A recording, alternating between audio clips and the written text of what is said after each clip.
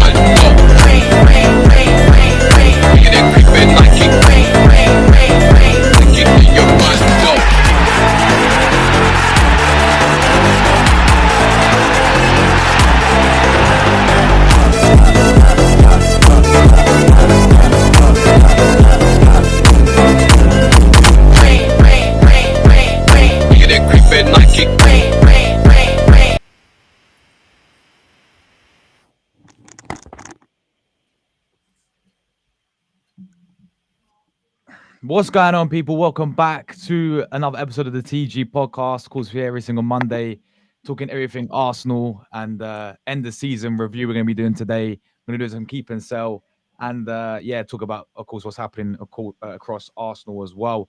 But yeah, joined by Dom. I'll start with you, mate. How you been, mate? You been all right? You been well? All good, mate. All good. Been working today, unfortunately, but apart from that, all good. And nice day out at Wembley yesterday. Shame about the result for my dad, but it is what it is. What it is. It is what it is. It was a good day out, and he enjoyed it despite the result. So. Yeah, of course. Leighton Orient, Charlton yesterday. Charlton getting promoted, but Dom was actually at the game, and I watched a bit of it. I watched second half, and it definitely looked lively. First half was so dull. I think there was their free kick, which the Villa Orient keeper didn't cover himself in glory for, and there was one sort of half chance at the other end, and that was it. Literally nothing. Second half was much better, and then Charlton sort of played for everything, slowed it all down, and that was it. You knew Orient weren't winning the game when they had a 20-minute spell, and load of chances and didn't take any, and you knew that was it. But yeah, Orient weren't expecting to get there, and they'd love to have gone up, but it is what it is, and Charlton are the better side over the season, and have still more chance in the championship. So See, Tom. Charlton's manager has been there 1 year. What phase is he in? He's been there 1 year. Look what he's done. Another example that I don't need time. Now I'm on it tonight. Because I've had enough. Okay, mate. All right. Welcome back. Really quickly, Charlton have been trying to get promoted for the last 3 years and getting close. Yeah, and they finally got someone in that actually did it. Yeah, fair play. There we go. You can laugh as much as you want. I'm not laughing today. I'm on it because I've had it up to. Can you welcome back, guys? Let's welcome back, Seb. Seb, welcome back, mate. How you been doing, bro? It's good. It's great to have you back, by the way. Yeah, good to see him back. Absolutely. I've had better weeks. It was a good parade day. I was at the parade.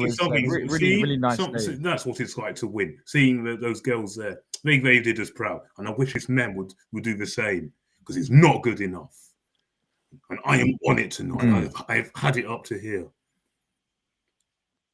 Yes, great to have you back, Seb, as well. I'm sure the chat's happy to see you back. I know there's a lot of people asking about you and they miss you, so it's great to have you back, man. I'm Rory, bro. How you doing, bro? Yeah, apart from looking like Kufu Panda, I'm all right. Yourself? Looking like who? You what? Looking like who? Kufu Panda, yeah. I'm gonna have to Google that. Who's Cuckoo? Whatever his name is? Kufu Panda. You know Poe off Kufu Panda, bro. Is it Kufu? Oh my! You've Does it never mean seen Kung Kufu Fu? Panda before? Do you mean Kung Kung Fu Oh, Fu? Panda. Kung Fu Panda, flipping out. I was gonna say who the hell's Kung Fu? Yeah, Kung Fu Oh, for Panda. God's sake! It's been a long Sorry. weekend, boys. Oh my god. It's Okay, I mad. know who that is. But yeah, but yeah, big up, man. But yeah, obviously, so we was at the parade today. Really, really great parade with the Arsenal ladies. Big congratulations to them. Champions of Europe, man, twice as well. I know Liverpool had their parade and some really, really devastating scenes, guys, over there. And the same thing happened in Barcelona a few weeks ago. Similar sort of incident, but obviously we wish, thoughts are with everyone's that got injured and their families involved as well, because that was absolutely awful. And it just makes you a bit wary when you go to these parades now. You know what I mean? Because I know a lot of teams organize it. I think there's 3 today. Arsenal's, Palace's was today, and Liverpool's, and it just makes you a bit wary, guys, on what stuff can happen in life, and you can't take life for granted, people. So yeah, definitely thoughts and prayers go out to everyone that was Absolutely, Josh. affected. I think we can all agree with that. Shocking scenes, and as you say, thoughts and prayers with anyone that was caught up in it, and hope that everyone is well. Doesn't look like it's going to be, but we can but hope they will be fine. Definitely. Big up everyone as always, guys. Make sure you hit like buttons up. Get your thoughts in down below. So we got a lot to start. We've got a lot to talk about. I've got a tier list to do later on, but I think let's start with the favorite thing of the day: transfer news. Who we linked with today, Josh? Yeah, you know what it's like. I'll tell you what, that players. Pletic goal is really jarring. Is that Sky Germany? Yeah, he's linking us with every flipping player. Yeah. Bloody hell, Matoma, Gyökeres, Sesko. Yeah. Might as well be Jack, Bob, Bill at this rate. But let's quickly talk about Gyökeres, guys, because he played his last game for Sporting. I actually, funny enough, as soon as the Southampton game finished, I watched the whole game, and he scored a penalty. Got like 76 goals and assists this season, man, or something crazy like that I saw. But yeah, he came out and said in his interview, it's impossible to say we know what happens in football. Arsenal links, I don't know anything. My focus is on the games, and if the links are true, then we'll see in the summer. Obviously, the guy's not going to come out and blatantly say I'm joining Arsenal. Like, it's just not going to happen, is it? To be honest with you, but definitely see this guy leaving. Man United just signed Cunha, as we know, and sort of reports saying that they're not really looking at him anymore. But time will tell with that. But there will be other clubs, I think, interested for Gyökeres. Then we've got to talk about Sesko. Between Arsenal deciding between him and Sesko. Arteta seems to more want Sesko, and Berta wants to want Gyökeres at this rate. But I tell you what, Seb, I'll come to you first, mate.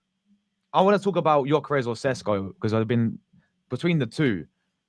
What one do you think we should go for, man? And who do you end up seeing us getting as well? Absolute no-brainer. It's Gyökeres all day long. It's an absolute no-brainer. And if this club had anything about them, they go and do it tomorrow. Go and take his release clause and get it done.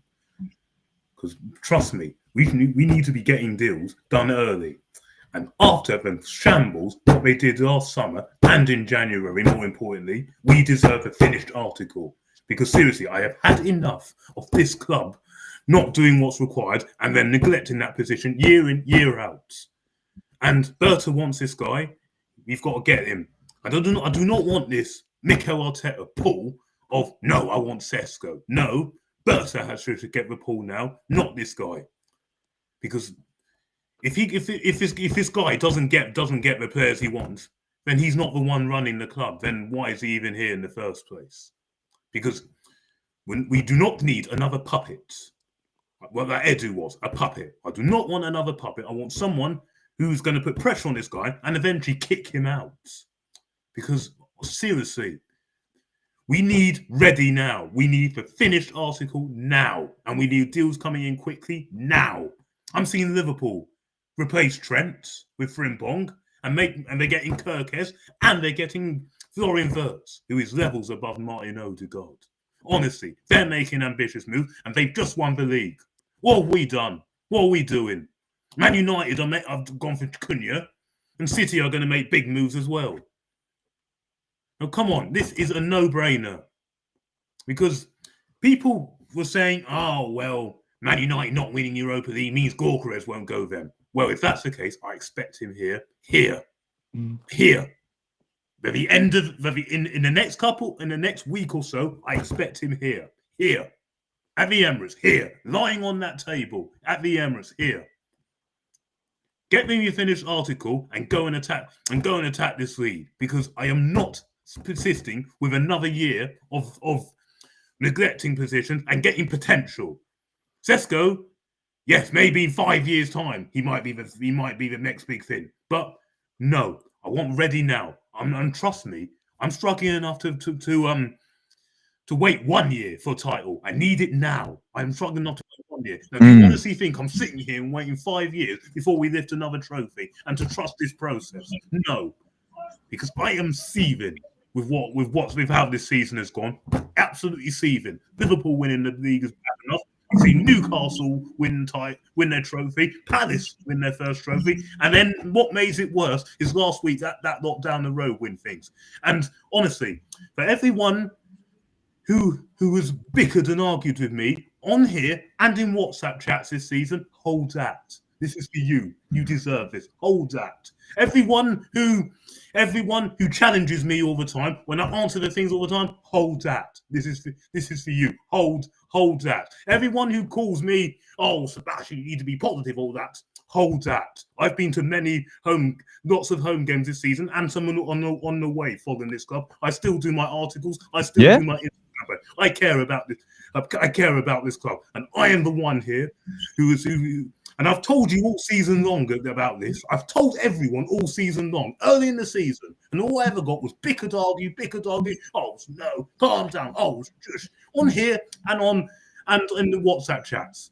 I'm seriously, hold that, because I am absolutely seething. And to see them lot down the road win trophies before us, a European trophy, nah, not on, nah. And and this manager really should lose his job now, because I have had it up to here. I've got no problem with people backing the manager, cool. But don't come here and say things like, right, doesn't win the league this season, got to go. And then when he doesn't, when we're out of the title race, let's be honest, we were out of this race. By November. Out of the reach by November, and then it was officially gone by February. We were never in this title. We were out of it. And people have seen managers left, right, and centre telling you, come in with this sort of time and win things. Slot, what phase is he in? And you can come back here, and say, oh, but look at the squad he inherited. Excuse me. Were we better than Liverpool last season? Yes, we were. Were we better than Liverpool the season before? Yes, we were. What did they go and do? What did they go and do? Change a manager. And who did they buy in the summer? Oh, just Kaiser. Didn't spend much, because they're sputting the cash now. They mean business. They want to go on and retain this title. They mean now. And then look what's just happened.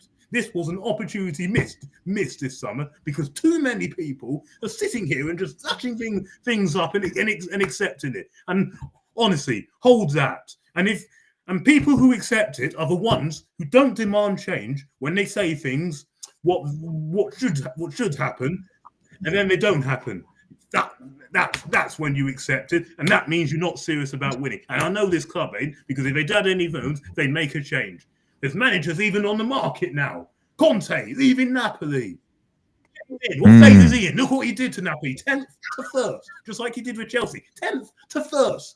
And Napoli lost their two best players in the season, and they've gone and done it. They lost losing their two best players. Osimhen went, and that Caviestellia went. Yeah, I'm sorry, this should have been the season. Look at what that woman have done. And again, look, when did that manager come in? And how much money did she spend? 5 months, bro. 5 months. It's not rocket science. So what did we go and do against PSG? Because every time it's the big occasion, they can't deliver. Every time. Look at what happened against Newcastle. Smash, smash, smash. Not even close. Not even close. But yet you people accept it. And then you're going to say, oh, but at least we got to the semi-final. Oh, no, it's not a bad achievement. Come on, this is coming. Oh, but look at the injuries we had. And look at any other team would have collapsed to 17th and 10th. No, but you've got to keep him. He's doing a great job to keep us there with the circumstances. No. Reality is they were not prepared. Injuries happen in football. But if you actually analyze the injuries, every single one of those injuries was in our control. Every single one. Well, how come we've had 3 surgeries this season? 3. And all the injuries have been muscular. And you can say, oh, but Liverpool didn't have any injuries. That's because they're coached well with a proper manager, who's just gone and done it. You don't make excuses. Don't make excuses. What did Arne Slot say? Excuses is for losers. And he's right. They are for losers. Not me. Me, I say how it is. No, injuries are not the reason why. The reason why is because they didn't do what was required in January and in the summer, and I do not believe this guy is capable of doing it. And he's probably going to stay for another season. Oh, the thing is, he can bring in what he wants. To be honest with you, we need to make a change because this ain't good enough. And if Tottenham winning the Europa League doesn't wake people up to realizing the reality on top of Liverpool winning the league, I don't know what will. Then honestly, I just don't know what you believe, because you same people that are backing this process, you all wanted Emery out. You did, because you knew there wasn't a direction and you knew things were getting bad. Fair enough, they probably were, but let's have the same energy for these people, because I know when he's gone, you guys ain't going to back this next manager as much as you've backed this one. You ain't. As soon as something goes wrong, you're all going to say, get him gone, get him gone, get him gone. But where's the same energy for this? 5 years, 700 million spent, nothing. Take that in and analyze the situation properly instead of coming with your pathetic arguments, your pathetic challenges, and demand better. Because I'm not having another year of nothing. Demand better. And wake up.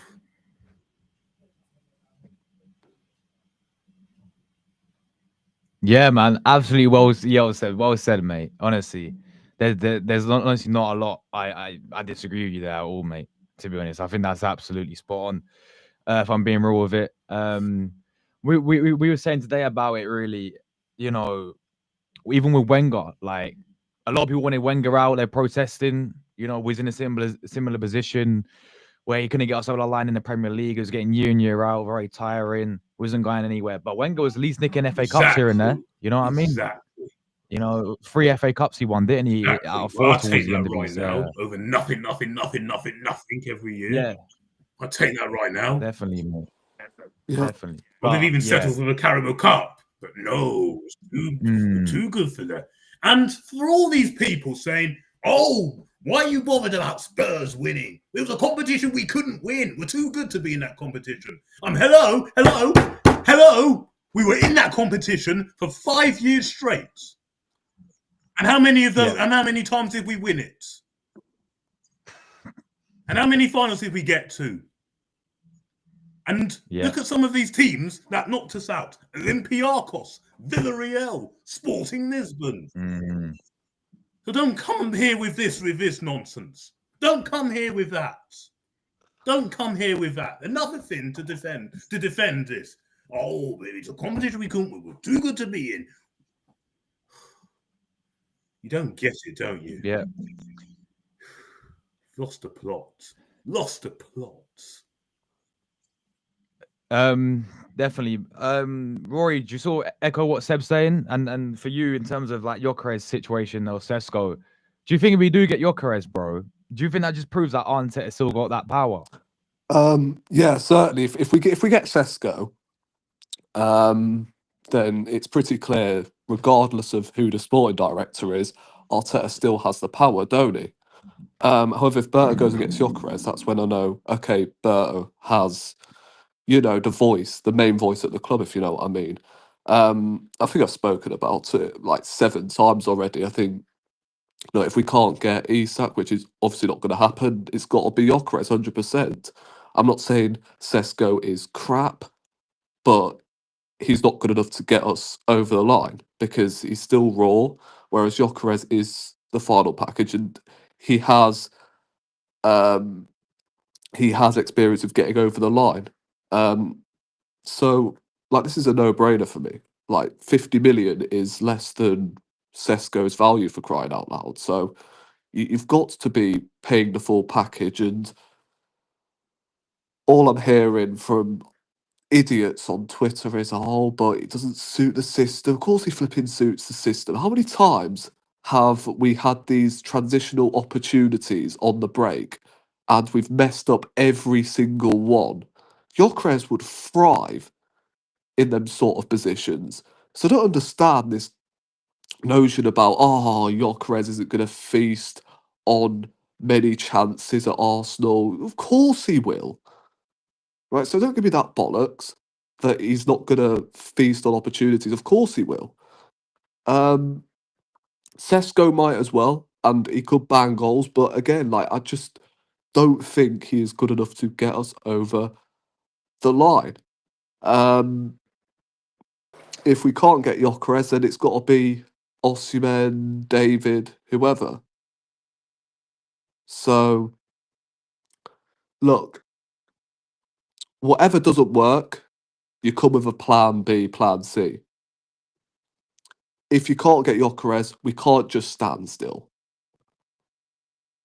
I mean, it's just the same mistake we made pretty much last summer and January. We didn't prioritise that number 9. In fact, we made that mistake the summer before when we had the opportunity of spending around 100, 200 million that season when we bought Declan Rice, Raya Timber.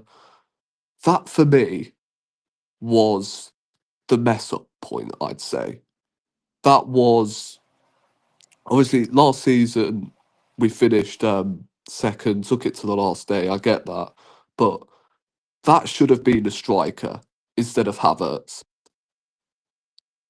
For me, anyway, that should have been, I don't know, an Isak coming in. That should have been a Gyökeres at the time. Although I think he actually moved to Sporting that season, if I'm not mistaken. So yeah, no one knew he would have been that good. But Isak would have been the player I would have gone for, definitely, in that summer. But of course, we went with Havertz up top, who was initially playing as a midfielder in that number 8 role until we eventually moved him up front. So we need this to stand any chance of winning the title next season, or else we can forget it. Because Liverpool, as Seb mentioned earlier, they've pretty much brought in Wirtz, Frimpong, Kerkez. Like, them 3 could be done in the space of 2 or 3 weeks, for God's sake. Whereas we got Zubimendi over the line, which was pretty much done in January. So, for me, look, this is an absolute must this summer, because if Liverpool get him, oh my God, you might as well. Yeah. The league title's pretty much a wrap next season. Yeah. If they get your seriously got to roll if that dare happens. Yeah. Oh, in fact, they got to roll now. Well, and I've got a horrible sense. Honestly, I've got a horrible sense that it will happen. Wouldn't shock me. You wouldn't put it past this club, and it will be only one man's fault. One man's fault. The thing is, I won't blame Berta for it, to be honest. No, not at all, because Berta wants this guy. But yeah, Arteta wants Sesko, and then apparently he's the one that has the final say is him. The final say goes with him. So yes, in January it was your fault that we didn't sign anyone, because you said the final decision is me. In summer it was your fault we didn't sign a striker. What's your fault? The final, what's your fault? You signed Sterling when it was pretty clear he was not what we needed, and look how that turned out to be. Honestly, please wake up. Definitely, mate. Finally, Dom, what do you make of all of this, mate? Obviously, with Gyökeres situation and or Sesko, lots to talk about who we would want. Have you got a preference? I know we spoke about it before. You want Gyökeres, but are you in this? If we do get Sesko, would you mind him coming over Gyökeres? I think Gyökeres is a clear preference. I mean, it's hard to work out what's true and what's not in the papers at the moment because there's just so many rumours, right? I say the papers, look, showing my age. Not really the papers anymore, is it? Social media, but Yeah. you know what I mean. You know what I mean. It's I think Gyökeres is my clear preference. You know, I liked him when he was at Coventry. I got why people didn't trigger his release clause last summer, given he'd had one season in Portugal where he'd done really, really well. But you know, I've always believed in him. You know, I think there has to be a slight tactical tweak, but I think it's a tweak if he comes in rather than a wholesale change. So I'm with Rory on that. This idea that he can't play in the Arsenal system, I think, is ridiculous. What is true is he's not going to score the amount of goals he scored in Portugal, but I think that reflects the level of the leagues rather than anything else. And some people say, well, you know, he scored goals there. That doesn't mean he can score goals in the Premier League. And, you know, maybe that's true, but you know, there's only one way to find out. But this guy scored goals in Europe's biggest competitions as well. You know, and you know, he was it 3 he got against Manchester City, you know, who are, you know, no slouches. I know they were having a bad moment at the time, but yeah. You know, I think he's got it all. He's big, he's powerful, he's strong. You know, his link up play, you know, while it's not world class, is more than adequate. You know, and I think he will obviously make a difference to that attack. So for me, it's Gyökeres. You know, reports are that actually Arsenal are closer than people think, but Sporting and Gyökeres have asked just for a bit of space while the season ended, which by all accounts Berta has respected. Again, we don't know how true that is, right? But we'll see on that. But I think, you know, we need to obviously get these deals in soon, which we have done in the majority of the last few seasons. Last summer was a very odd window, sort of for everybody. But we need to sort of return to those days where we had everyone in by pre-season. I think that's going to be important to do. And we'll see what happens. You know, am I going to cry if it's Sesko? No, I think Sesko's fine, but I'm definitely in a preference of Gyökeres. You know, Isaac is obviously the man we all want, but Newcastle aren't going to sell him. The only way I'll accept Isaac not joining Arsenal is if he stays at Newcastle. If he ends up at Liverpool or anywhere else, if he's on the club, I need ready now. They're finished now.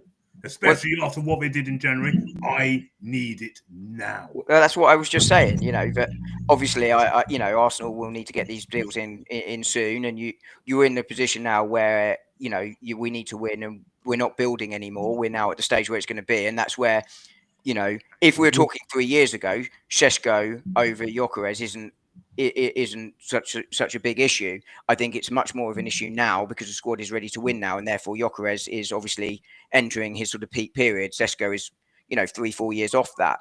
I mean, Sesko may well have a higher ceiling than Gyökeres, but we're in 3 years ago, Isaac was available.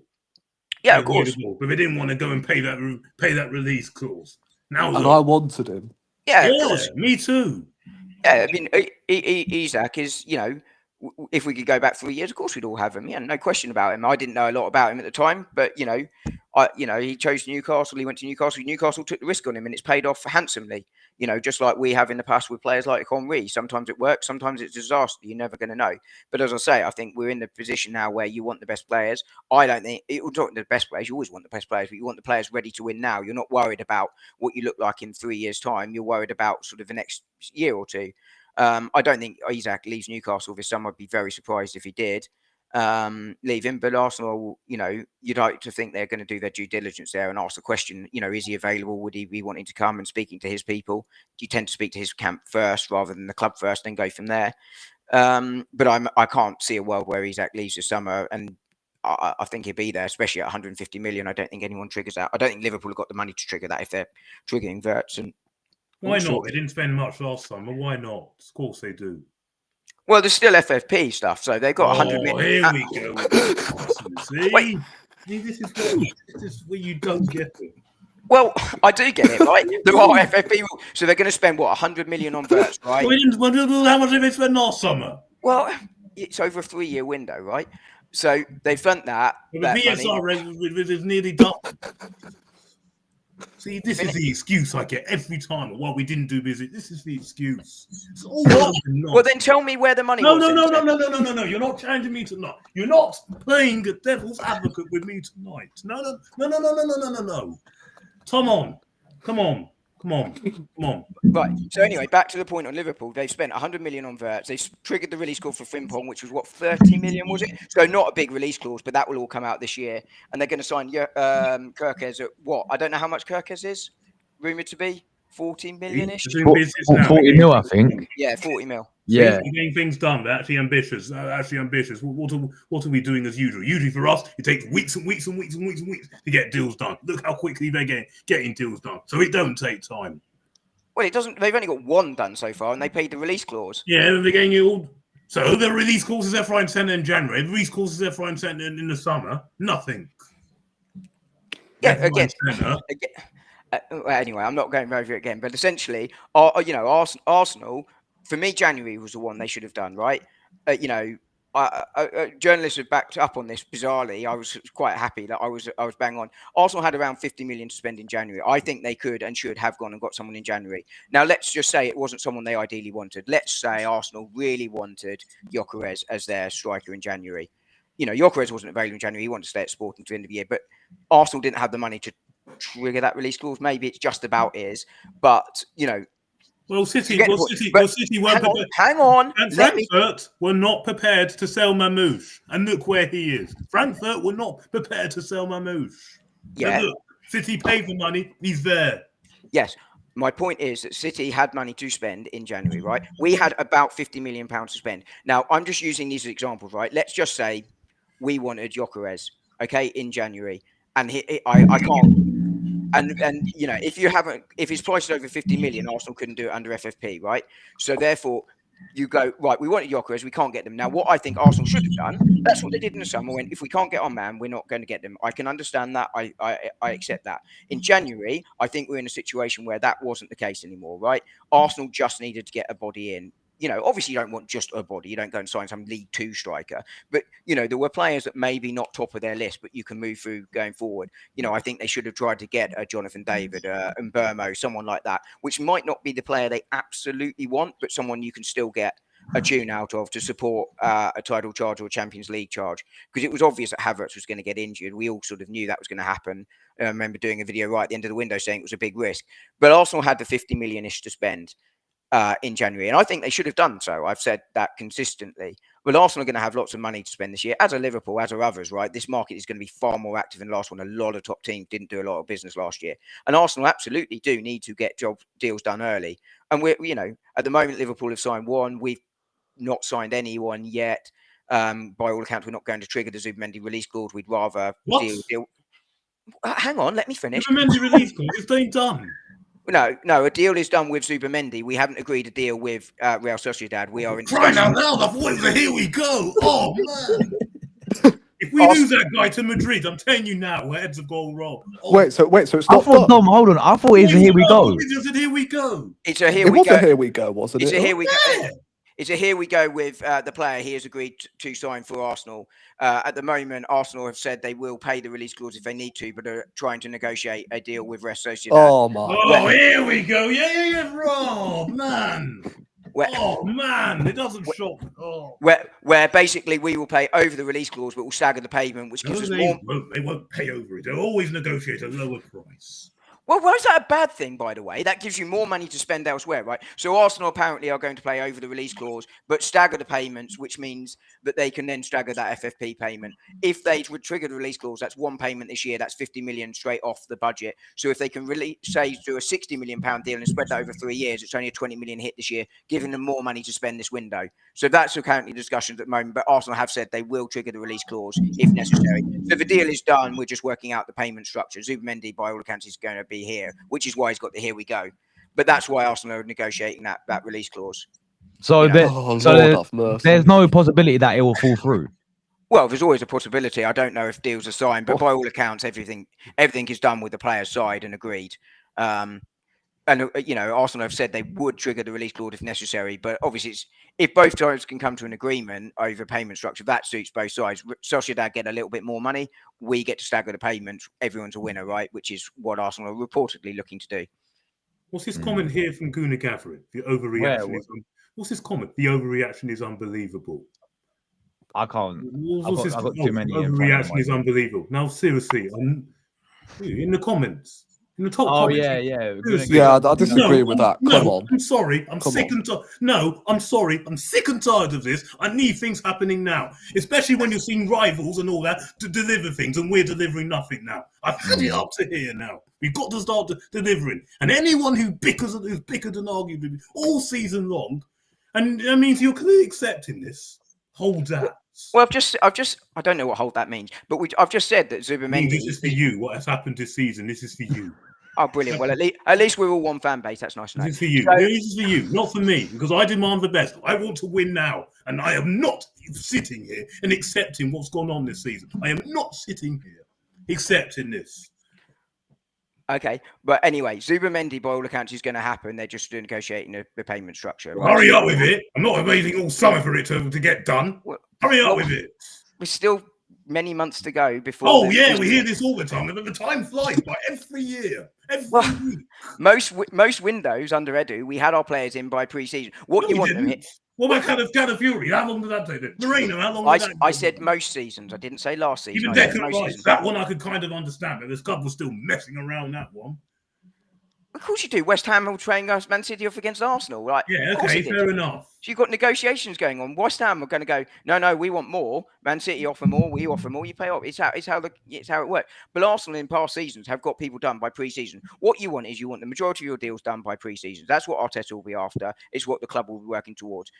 Once you get to pre-season, if we're in this position, we're in a very different conversation, right? But right now, 2 days after the end of the season, with Zubimendi on the player side all done, let's relax a little bit. But you're absolutely right. We need the players in by pre-season. But let's see where we are in a few weeks' time. Arsenal notoriously slow to announce things after deals are done as well. But at this point in time, we'll see where we are. Gyökeres, for instance, I think will step up this week. The season's done now in Portugal. He has asked clubs that he didn't want to deal with it before the end of the season. I can understand that. But now you want to see it step up, right? That's what you want to see happen. Now, I need it in. You do know we just agreed with you, right? I need it in. I'm not sitting here all summer and then watching weeks and weeks go, and then he ends up somewhere else because we can't get this deal done, and because his manager won't agree with his director. He better work with him and let the Berta guy have his say. He better work with him. Otherwise, this Berta guy is going to walk, and then we'll all know. Then we'll all know where the blame goes. We will all know. Well, let's cross that bridge when we come to it. There's absolutely no evidence they're not working well together at all at the moment. I mean, I expect Gyökeres through that door. If Sesko comes through that door, then it clearly means they're not working together. I mean, do you guys think Berta has been brought in because it's a sign of Arteta potentially getting not sacked, but on the way out? I hope so.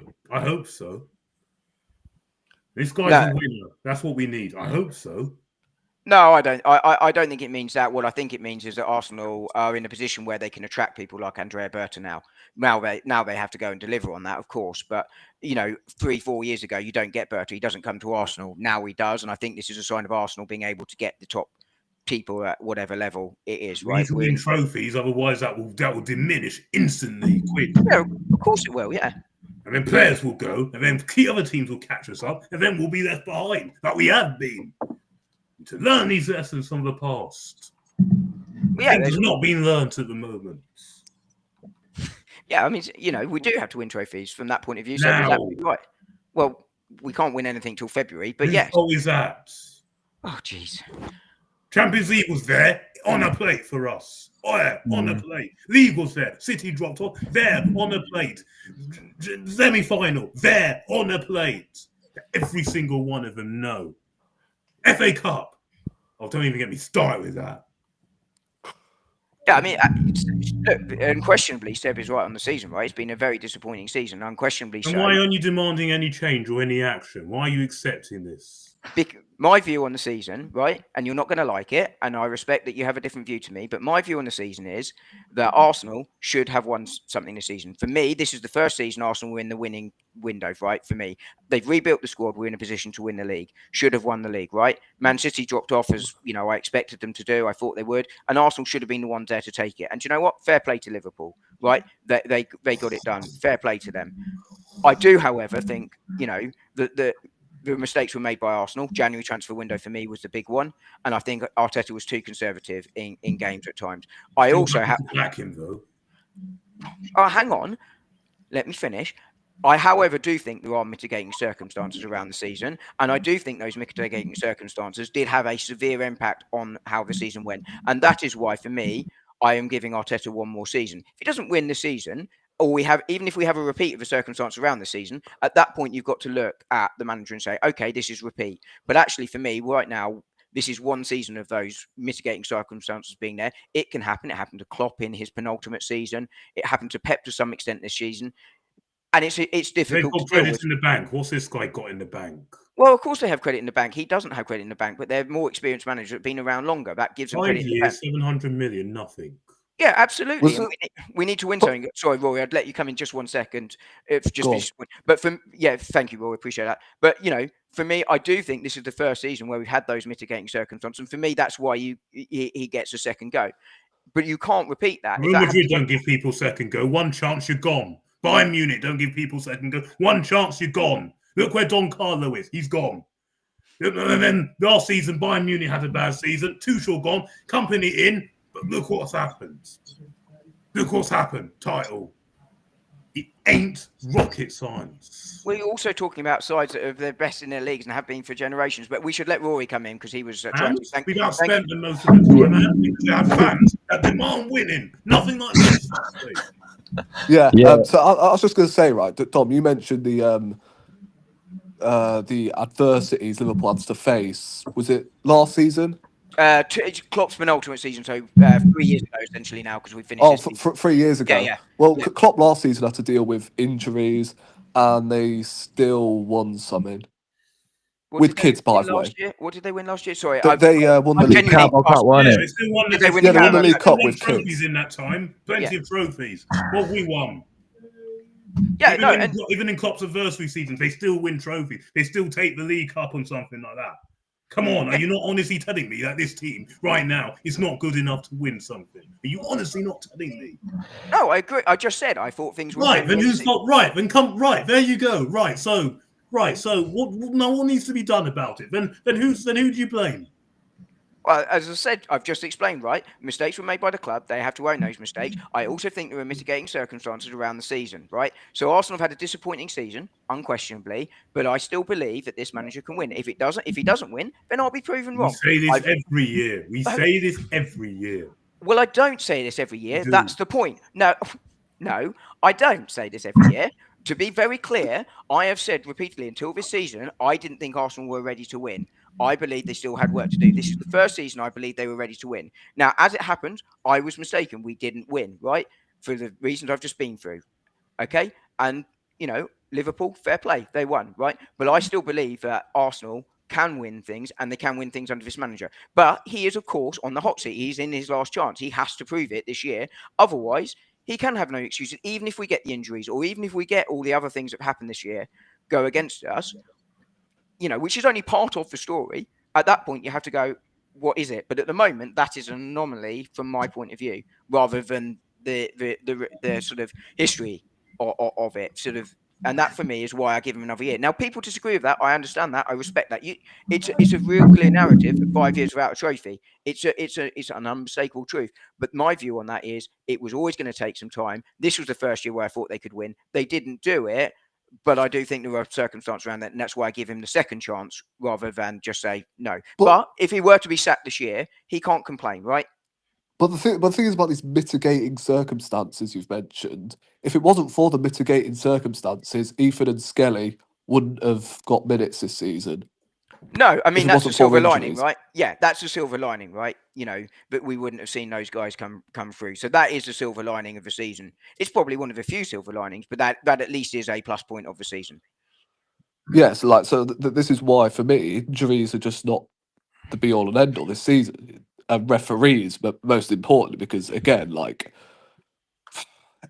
it's just all I hear excuses. I agree, Referees. Rory. Yeah, I think it's only part of the Really story. annoying me. Oh, it really does my Oh, head. but we finished 10 points behind Liverpool. No fucker cares, bruv. Really No, I annoying agree. me. As I say, I don't think it's the full story, right? It is part of the story from my point of view, right? It's not the full story, which is why I talked about the things that we didn't get right, like January, like being too conservative in games. No question about that, right? Which is why I think there are all sorts of things around there. So as I say, you can make, if he were to lose his job, he can't complain. He's not going to lose his job. And I think probably on balance, that's the right decision. But if he were to, then he can't complain. And I understand the narrative and I understand why people want to see him gone. I'm just not in that position. That's just not my view. But I can understand that narrative. If this was Yeah, any other manager, you would. Trust me, you would. Yeah, I mean, the thing is, right, I don't know about you guys, but I'm in a position where, obviously, look, I want the managers to go, but I don't exactly blame him now. And the reason I say this is because let's just throw this question out there. Who hired him in the first place? Yeah, exactly. So I blame them lot upstairs. So if they don't get rid of him in the summer, then I come for... Yeah, then you go to the owners. And they won't get rid of him in the summer. And I lay off the manager next season. Because this is why I'm getting onto the owners as well, because they're partly to blame. And why on earth did he get given that contract, that big bumper contract, for nothing? Before the season pay as well. rise for nothing, because he hasn't even won anything. He signed 2 contracts since he last won something. And don't you think that? And don't you think that's not how a big club should act? No. He's got more money than Don Carlo, for crying out loud. I didn't actually know that, Yeah, he's the second highest paid manager in world football. Arsene Wenger never paid near this much. Only Pep's got more, isn't it? Yeah. He's the longest serving manager as well On? in the Premier League. No, I don't think. He is. No, Pep's Thomas Pep's Frank. Thomas Yeah, Frank. well, along with Pep. Pep Guardiola and Thomas Frank are higher than him. Yeah, Oh, are they? He's third. Still, that's not the point. And I've just seen that Postecoglou's on the verge of getting the sack. Yeah. They've lost 22 games, but they've still lifted a bloody trophy. Yeah, well, maybe, but where? Well, see, even they're ambitious more than us. Even they don't persist with all this. I think that might be because he's lost the dressing room rather than anything else, right? I mean, they still won a trophy. Yeah, they've won a trophy. They would not have won that Europa League if they hadn't lost the dressing room. They would not have done that. Yeah, and the thing is, right, people are starting to discredit them because it was only Man United in the final. Excuse me, who did we get knocked out by in the FA Cup? Yeah. Exactly. That still infuriates me to this day. Exactly. Yeah, look, they beat who was in front of them, and you can't argue with that, right? Spurs. Why didn't we beat what was in front of us? Why didn't we beat them in the FA Cup? Why didn't we beat a poor West Ham side?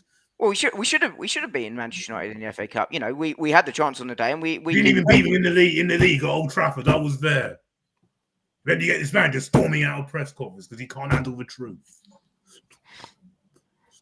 Yeah, I want to ask you guys this about we move on to keep us on in a minute, but I wanted to ask about the season overall. I know Dom sort of spoke about it, started off with the season overall and what he thought of it. But I'll start with you, Seb. What out of 10 would you rate this season? Obviously, winning no trophies, runners up again, finishing a lot. I think was it 10 points in the end of the Liverpool came in his first season as well, winning the league title. Knocked out of the cup by Newcastle when we should have really won that. Man United was embarrassing in the FA Cup. Champions League, after beating Real Madrid, we thought we'd go all the way, but PSG happened and the first leg cost us. The windows were horrific. I think our highest top goal scorer was Kai Havertz in the end. On 9 goals. On 9 goals. I think that's the first time that's happened since 1978. What does that tell you? Yeah. Bloody hell. Out of 10, Seb, what'd you rate the season, mate? 4. 4, okay. And I even think that's been generous. 4. Yeah, I was going to say. 4. But that's not good enough for Arsenal Football Club. Still not good enough. 4. No more than that. And where'd you look at where it went wrong then, and who'd you blame for it? Well, it's been wrong since the beginning. I said when that summer window closed, we've gambled. This squad ain't good enough to win the league. He ain't ready. He ain't ready to win this league. We gambled. We gambled in it. We left ourselves thin. We gambled in the window. We didn't buy the attackers what we needed. And January was an absolute mess up. And then no wonder we went on that bad run around October, November time. And then we were never in this title race this year. We were never in this title race. Never in it. Did we ever leave the Prem once? Man United led for more days. There you go. What that doesn't tell you. Never leave the Prem once. Shocking. I've seen it so many times that this current team did not have what it takes. All this manager do not have what it takes to win this league. And the cup competitions, his cup record, semi-final record is disgusting. Disgusting. No wins in our last eight, last eight semi-final ties in all competitions. So what does that tell you?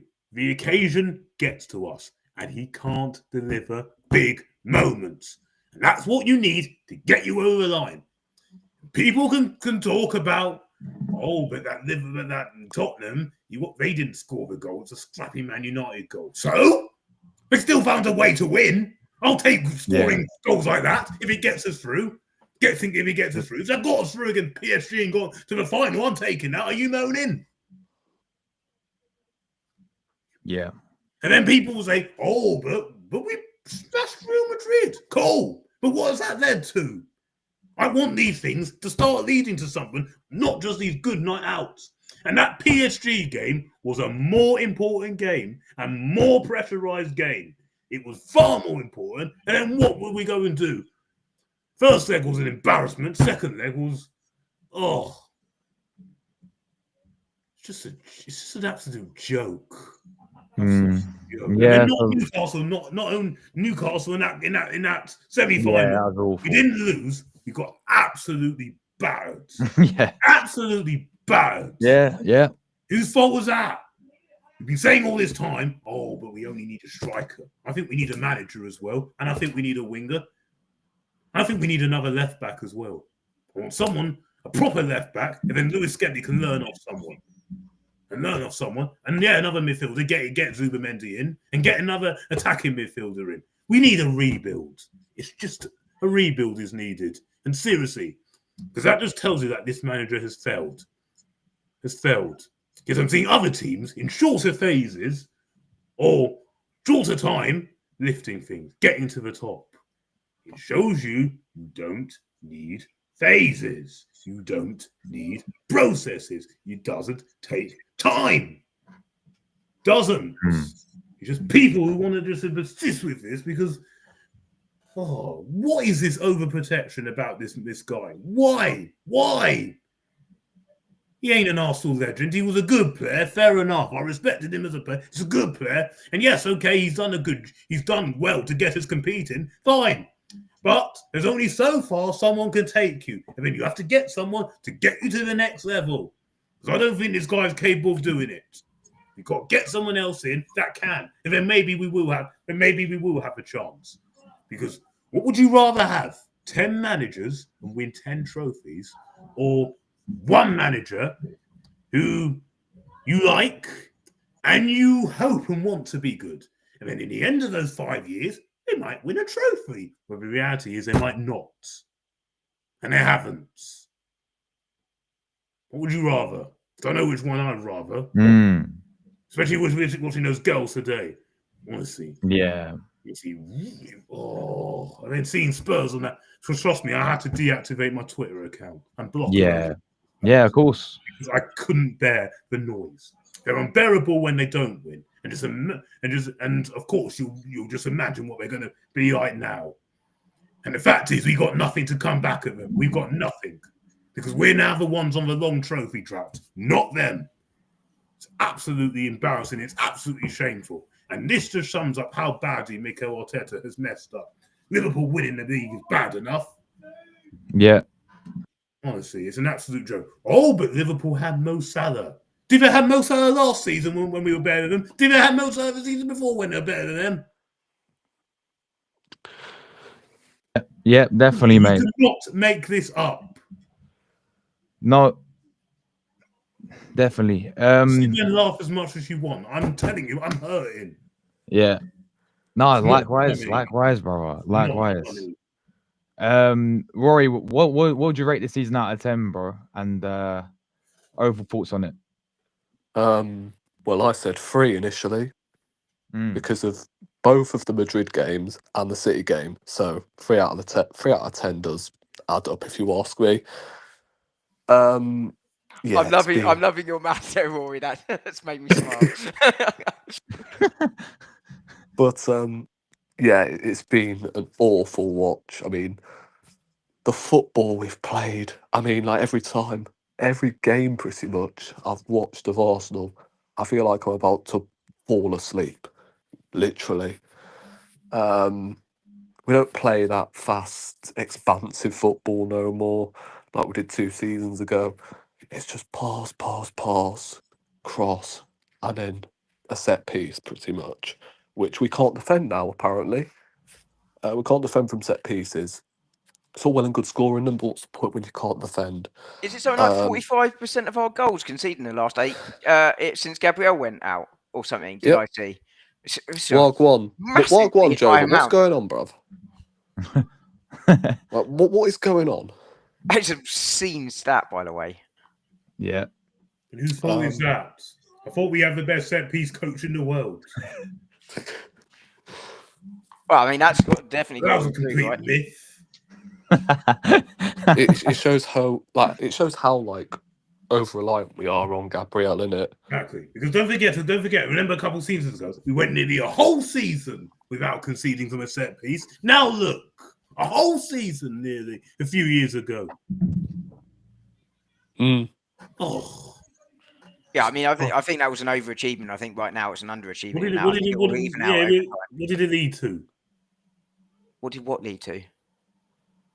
Saying it was always overachieved that very well. No, I'm talking about that specific stat was an overachievement at that point in time. Just like right now, what did that lead to? That lead to us bossing in top 4. To Conte Spurs, who you guys don't want because he's a winner who's just gone and done things with Napoli. Who you guys don't want and tell me who's washed. He ain't washed. I've never said Simeone's washed. He's available. I want him tomorrow. Have him tomorrow. I'm taking it. I never said Inzaghi's apparently going to Saudi. So, oh, dearie me, another one we missed out on.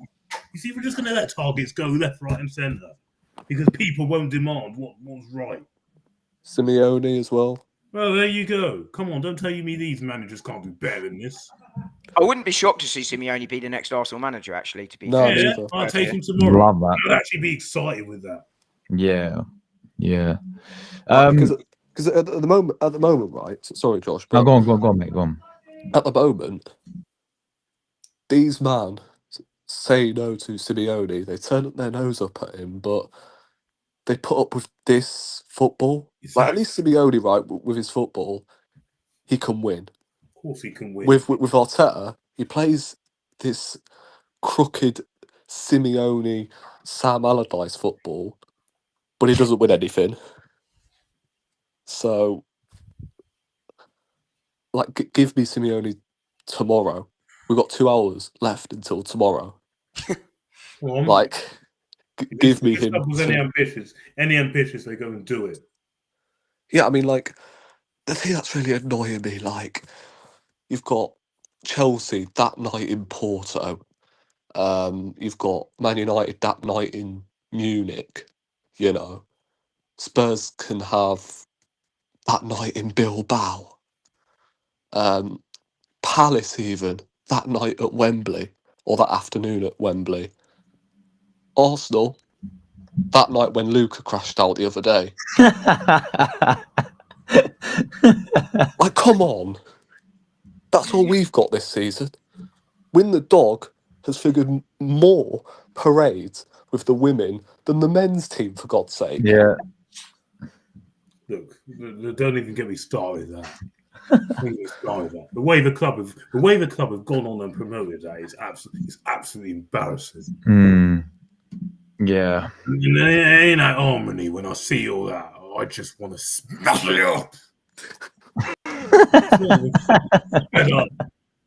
Right, Josh, can you just get that comment up from AFC Always again? Just there a second ago. Just on Thomas Rosicky. This one, yeah. AFC Always. I think it was AFC Always. Wishing a speedy absolutely. recovery. Yeah, is it Harkin? Was it Harkin? Yeah, sorry. Yeah, that's sad, man. Wish him all the really best, sad. yeah. Yeah, all the best. Wish him a speedy recovery. Yeah, for sure. Absolutely. Well said, AFC Always. You know, I'd forgotten about that. I saw it earlier today, but forgot. So thanks for raising. Is that it? Is that our squad? Yeah, unless I'm assuming that's Jesus Christ. I'm assuming that's avoiding the loans and the. No, that's with the loans as well. Or is it the loans are there. I see Fabio Vieira there. Yeah. No, I meant Sterling and Neto. Yeah, no, I saw. So the ones I know that we're going, like Jorginho's gone, Tierney's I was gone. going to say Sterling, Neto, I've removed them from. There's no point in. What's the point? They're gone. No. You know what I mean? That's why I was just checking. Yeah. I can't. I'm on a small screen, so I can't quite make out all of the players there. I can do some of them, but not all of them. You're only getting one word answer from me with these players. One word answer. Fair enough. One word. We'll see.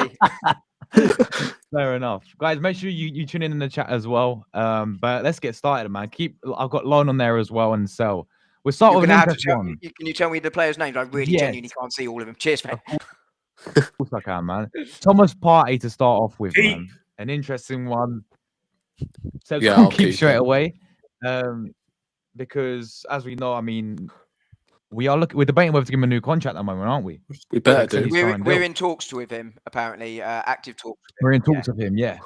And I think the player's happy to stay, but I know there is interest from other clubs, Spanish clubs are looking. So it'd be interesting what we do here with Partey. As we know, hopefully so many years coming in. So the game time will be a bit limited with Partey. But yeah, I mean, I'd keep him. You guys are saying? Yeah, keep him. Yeah, it's a difficult one for me, this one, but I think I keep, right. I reckon he still starts, to be honest. A 1+1 deal would be ideal, I think, here. I still am concerned that this is the only season he's been free of injury for, largely. That still concerns me, which is why I probably go with the one with the club option of 1. It's probably where I land. But he's been very, very good this year.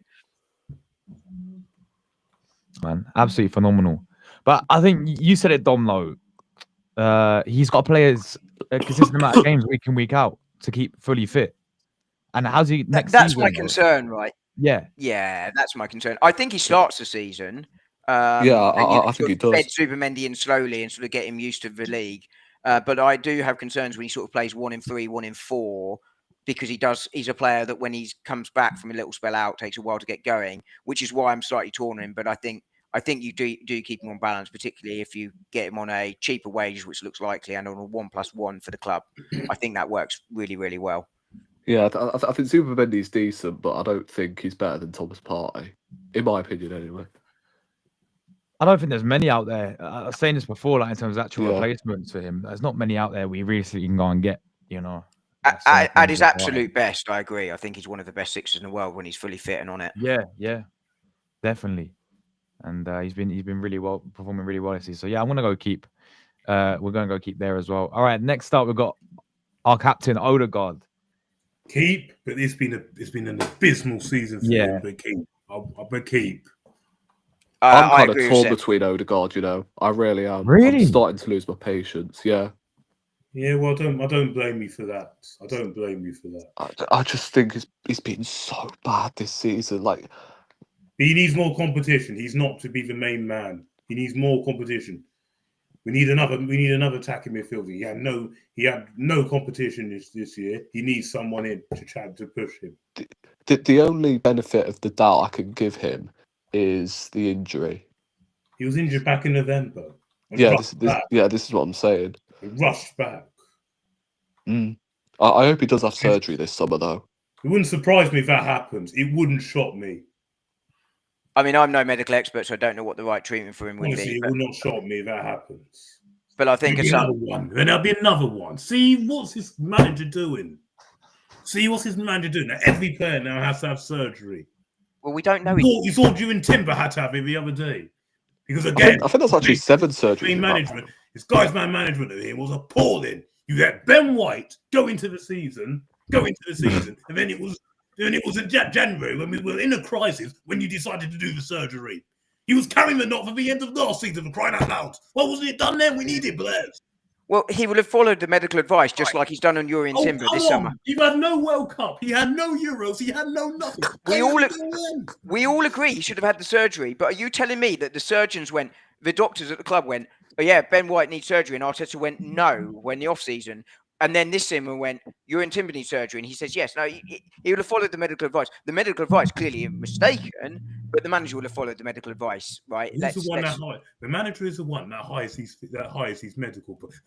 physio. He bought in. What evidence have you got for that? He bought in a new set of physios this summer, and the fact that we're having all these surgeries and all these people.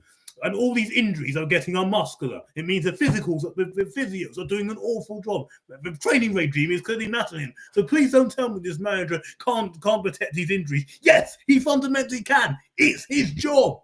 I didn't say he couldn't, but I said, firstly, we had to bring in new people because the old lot went to Manchester United. That's where they chose to go. Secondly, what's the evidence he hired them? I very much doubt he will have hired them. He has a final say in everything, according to his word. What evidence? What evidence? See it everywhere. He has a final say in everything. He doesn't. He does. He doesn't. I'm saying everything. Anyway, Odegaard for me, I sort of think, he's got to obviously keep him this season, but next season, if he has another season he had this season, then there's going to be serious questions. Yeah, I'm saying just keep, by the way. He's an attacking midfielder in. I agree with both those things. I think you keep him, right? He's been our player of the season the last 2 seasons, definitely had an off season, needs to pick it up. But I agree with Seb. I've been on about actually, I'd like to see sort of an attacking number 8 brought in, because that sort of offers us different options off the bench and different things that we can do. It's why I'm so big on Eze, someone like that. I'd be really keen on that. Oh. It's just so frustrating that Nwaneri did not get his chance when he was injured, for fuck's sake. What was that? Well, obviously the manager. Yeah, of course. I understand why then Nwaneri also been frozen out. Well, I don't think he is being frozen out. I think he's sort of being Phil Foden that Pep did when he was coming through. I think that's what's happening. We'll see, but that's my view on what's happening there. But I'd like to see an Eze come through. Basically, I'd like to see. That's what Arteta hoped Havertz would be, which obviously hasn't worked out, but it's worked out further forwards to an extent with him. But that sort of player coming in as a different profile, I'd like to see that, which is where someone like Eze comes in. I'd love to see that. Yeah. Luca, are you there? Big up, mate. Can you hear me? Yeah, I can hear you, mate. You're not going to come on here and rant about flicks, are you? Well, I'll say that for another day. But one thing I will say is he tried to shut my channel down. Better than ever, Luca, mate. Oh, only an hour late, mate. No worries. No worries. I could easily cook him on this channel, but I'm not going to anyway because it's not my channel. Oh, come on. We're doing Keep or Sell now, Luca, man. But anyway. Say that to the end. Save that at the end. But how you doing? Yeah, I'm good, man. I had a day off of YouTube today, man. I'm back on YouTube tomorrow. All right. But anyway, we're doing Keep or Sell. We'll start with Partey and Odegaard. Do you agree with that? You keep them both? I think for me, with Thomas Partey, look, I think he's the most important player for Arsenal. And the good thing that I will start with a positive note is that ever since he came back from that injury against Luton Town in the 2023-2024 season, he's not been that injured. And I know Partey was a bit crap over the 2 legs over PSG, and pretty much everyone was. But I would keep Thomas Partey for another season for squad depth, because with Zubimendi now coming into the club, regardless now, I'd have Thomas Partey as like whether he will start next season for Arsenal, because I don't know where Mikel Arteta would do, because if you're going to have Zubimendi playing in that midfield in the 6 with Declan Rice potentially moving into the 8, so I'd probably have Thomas Partey keeping. He's the most important player for Arsenal, And the thing with Partey is he's got Premier League experience. He's got that physical presence about him. He's got that characteristic.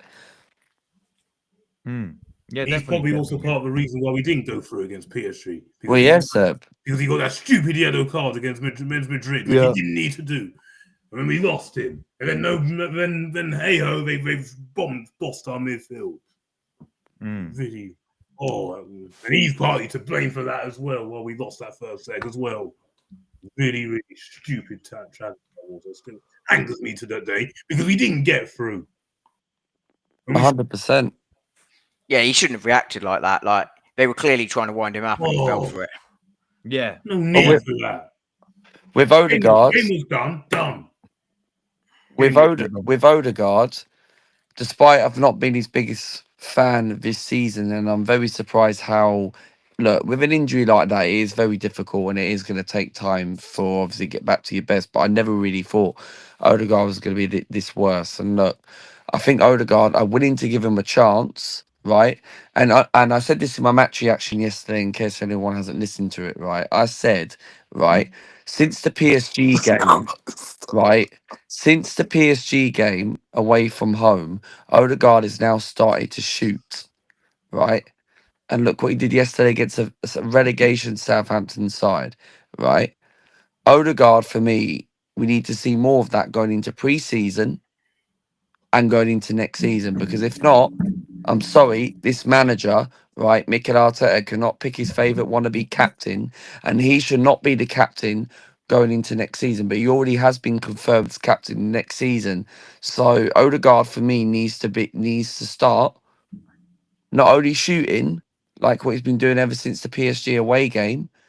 We need to see the Odegaard playing that free throwdom football. We need to see Odegaard coming back to his best. I agree with that, Luca. And I think what you've got to hope is the sort of signs in recent weeks are that he's sort of found that confidence back going into the season, right? He's taking shots on. Ever since he had that one save by Donnarumma, he seems a bit more confident in shooting because that definitely went. You know, whether that was form, whether it's confidence, whether it was he didn't trust his ankle, whatever it was, I think that seems to be coming back, and that's going to be really, really important for us. Mm-hmm. Well, yeah, 100%. Because the thing is, if he doesn't deliver, we need to be looking for some long-term creativity midfielders. And you have a look at Liverpool, right? We need to get one in regardless. We do. We like go and get me Eze or someone like that because majority Liverpool have now got Florian Wirtz. Yeah. What about Xavi Simons as well? He's Xavi Simons is quality. Tottenham are linked with him.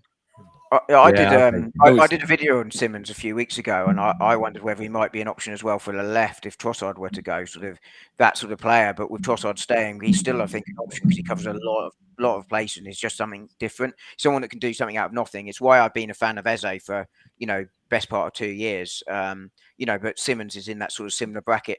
Plays probably slightly further forward. I think Eze could play 8. Obviously they both ideally play in a sort of similar sort of role, but I think Eze could play an 8 if you want it. If you're playing the sort of those low block teams, him as an 8 is a really good option, which I don't necessarily think Simons could do. But someone like that, I think, is really, really important to have in your team.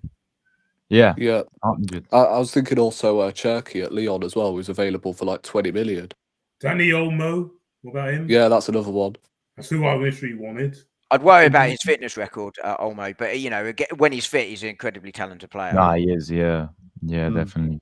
Whenever I mention these players, people laugh at me. Look at what they've gone and won. Yeah. Even Basuma, who I mentioned a few years ago, has gone and won a trophy. We could have Even got. him. You're laughing now. We could have got Basuma. We could have got Basuma because there was a rumor, but before the 2021-2022 season, or just right after, Basuma that was pictured in a hotel with an Arsenal shirt.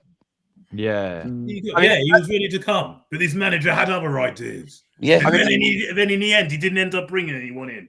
Didn't he sign the Conga instead? Yeah. Signed Sammy Lokonga. That was the season before. At the time, I would have definitely wanted Basuma, but I think history is probably it was a no-brainer. But I think history has probably shown that we were right not to move. Why? Look what he's gone and won. Why? He's gone and won the trophy. Why? Well, he's won the Europa League at Spurs, right? But Arsenal now Arsenal in the number 6 now have players like Partey, Rice, Zubimendi, assuming he comes in, which I think he will, all of those players are better than Bissouma. Bissouma has won something, true, that is correct, but I think Arsenal have been proved that signing Bissouma would have been a mistake. He's had all sorts of off-the-field issues. He's been massively inconsistent. On the field. I think Spurs would happily move him on this summer. But at the time, I would have signed him at 20 million. It looked a really good deal at the time, given where we were at the time. That was the type of player that would have elevated at the time. But I think history has borne out that Arsenal were right not to do that deal at that time for that player. Yeah, I mean, another one who is out there was Tielemans. Look what he's gone and done for Villa this season. Yeah, he's been one of their best players. Yeah, I've wanted him as well. I wanted Tielemans. Yeah, on a free as well. We're going to go for a free, I swear. Exactly. But the trouble is, this manager, Mikel Arteta, right, was chasing Tielemans, right, when he was at Leicester, right? And even when he scored that screamer against Chelsea in the cup final, I can't remember what year it was. I think. Well, look, I saw you watched him when you was at MK Dons, then, yeah. Yeah, I watched him when MK got to the 4th round of the Carabao Cup in the 2022-2023 season. Tielemans played very well, and I was like, mate, get this guy at the football club. Yeah. But Mikel Arteta didn't want him. He never wanted him. I think he did want him, but want him, didn't he? I don't know. We weren't willing to pay 25 million, and then we went for Douglas Luiz instead, and we put the money towards him instead. But we didn't get him. No, we didn't. Well, thankfully, we didn't get him, as it turned out. But I'd have still taken Douglas Luiz, to be honest. It's Tielemans was a player I wanted. I don't quite understand why that one didn't pan out. No, it didn't go through. Yeah. All right. So only guy we all agree keep. Saliba, obviously, he's going to be keep. Yeah. Just no brainer, right? Oh no, I've got him on the sell list. I'm not lying. There you go. See, there you go. I was joking. I was clearly joking. Is this really the time to joke when we've won nothing and Spurs have won things and Liverpool won the title? Is this really time to joke, or is this really time to be serious? Be serious. Be excited, man. Be excited. I can do both. Yeah, Saliba keep. Come on. Yeah. Gabriel keep. Yeah, them two are easy tap-ins. I mean, what I will say, if we don't win anything next season, this is pretty much our last season with them. If we don't win anything next season, they're gone soon. Yeah, but this is the thing, right? Saliba and Gabriel, right? The best centre back throughout the season. I know Gabriel got injured, and I know Kivior did a very good job since Gabriel's been injured over those 2 legs against Real Madrid. But Saliba's really not had a good second half of the season. And whether he was either thinking about his contract, his future, maybe that had a part to play. And Gabriel has obviously been our best centre-back. And I don't know if Arsenal are going to do any awards this season for Players of the Awards. To me, I don't think they shouldn't have it. I don't even think Arsenal deserve. Well, I think Gabriel is player of the season. Yeah, I agree with that. Well, Gabriel is player of the season then, but still, if they end up doing an awards, I think they should cancel the awards, because the trouble is, right, we haven't won anything this season. Okay. I'm not too worried about awards either way, to be honest. Yeah, neither of them. But this is the thing. Yeah, but Seb. Luca, this fan base. Yeah, but this fan base gets all gassy about it, innit?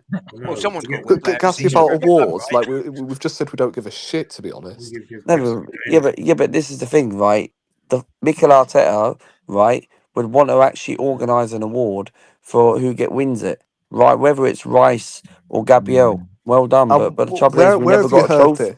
But we're never going to get a trophy out of it. Exactly. We need a trophy now.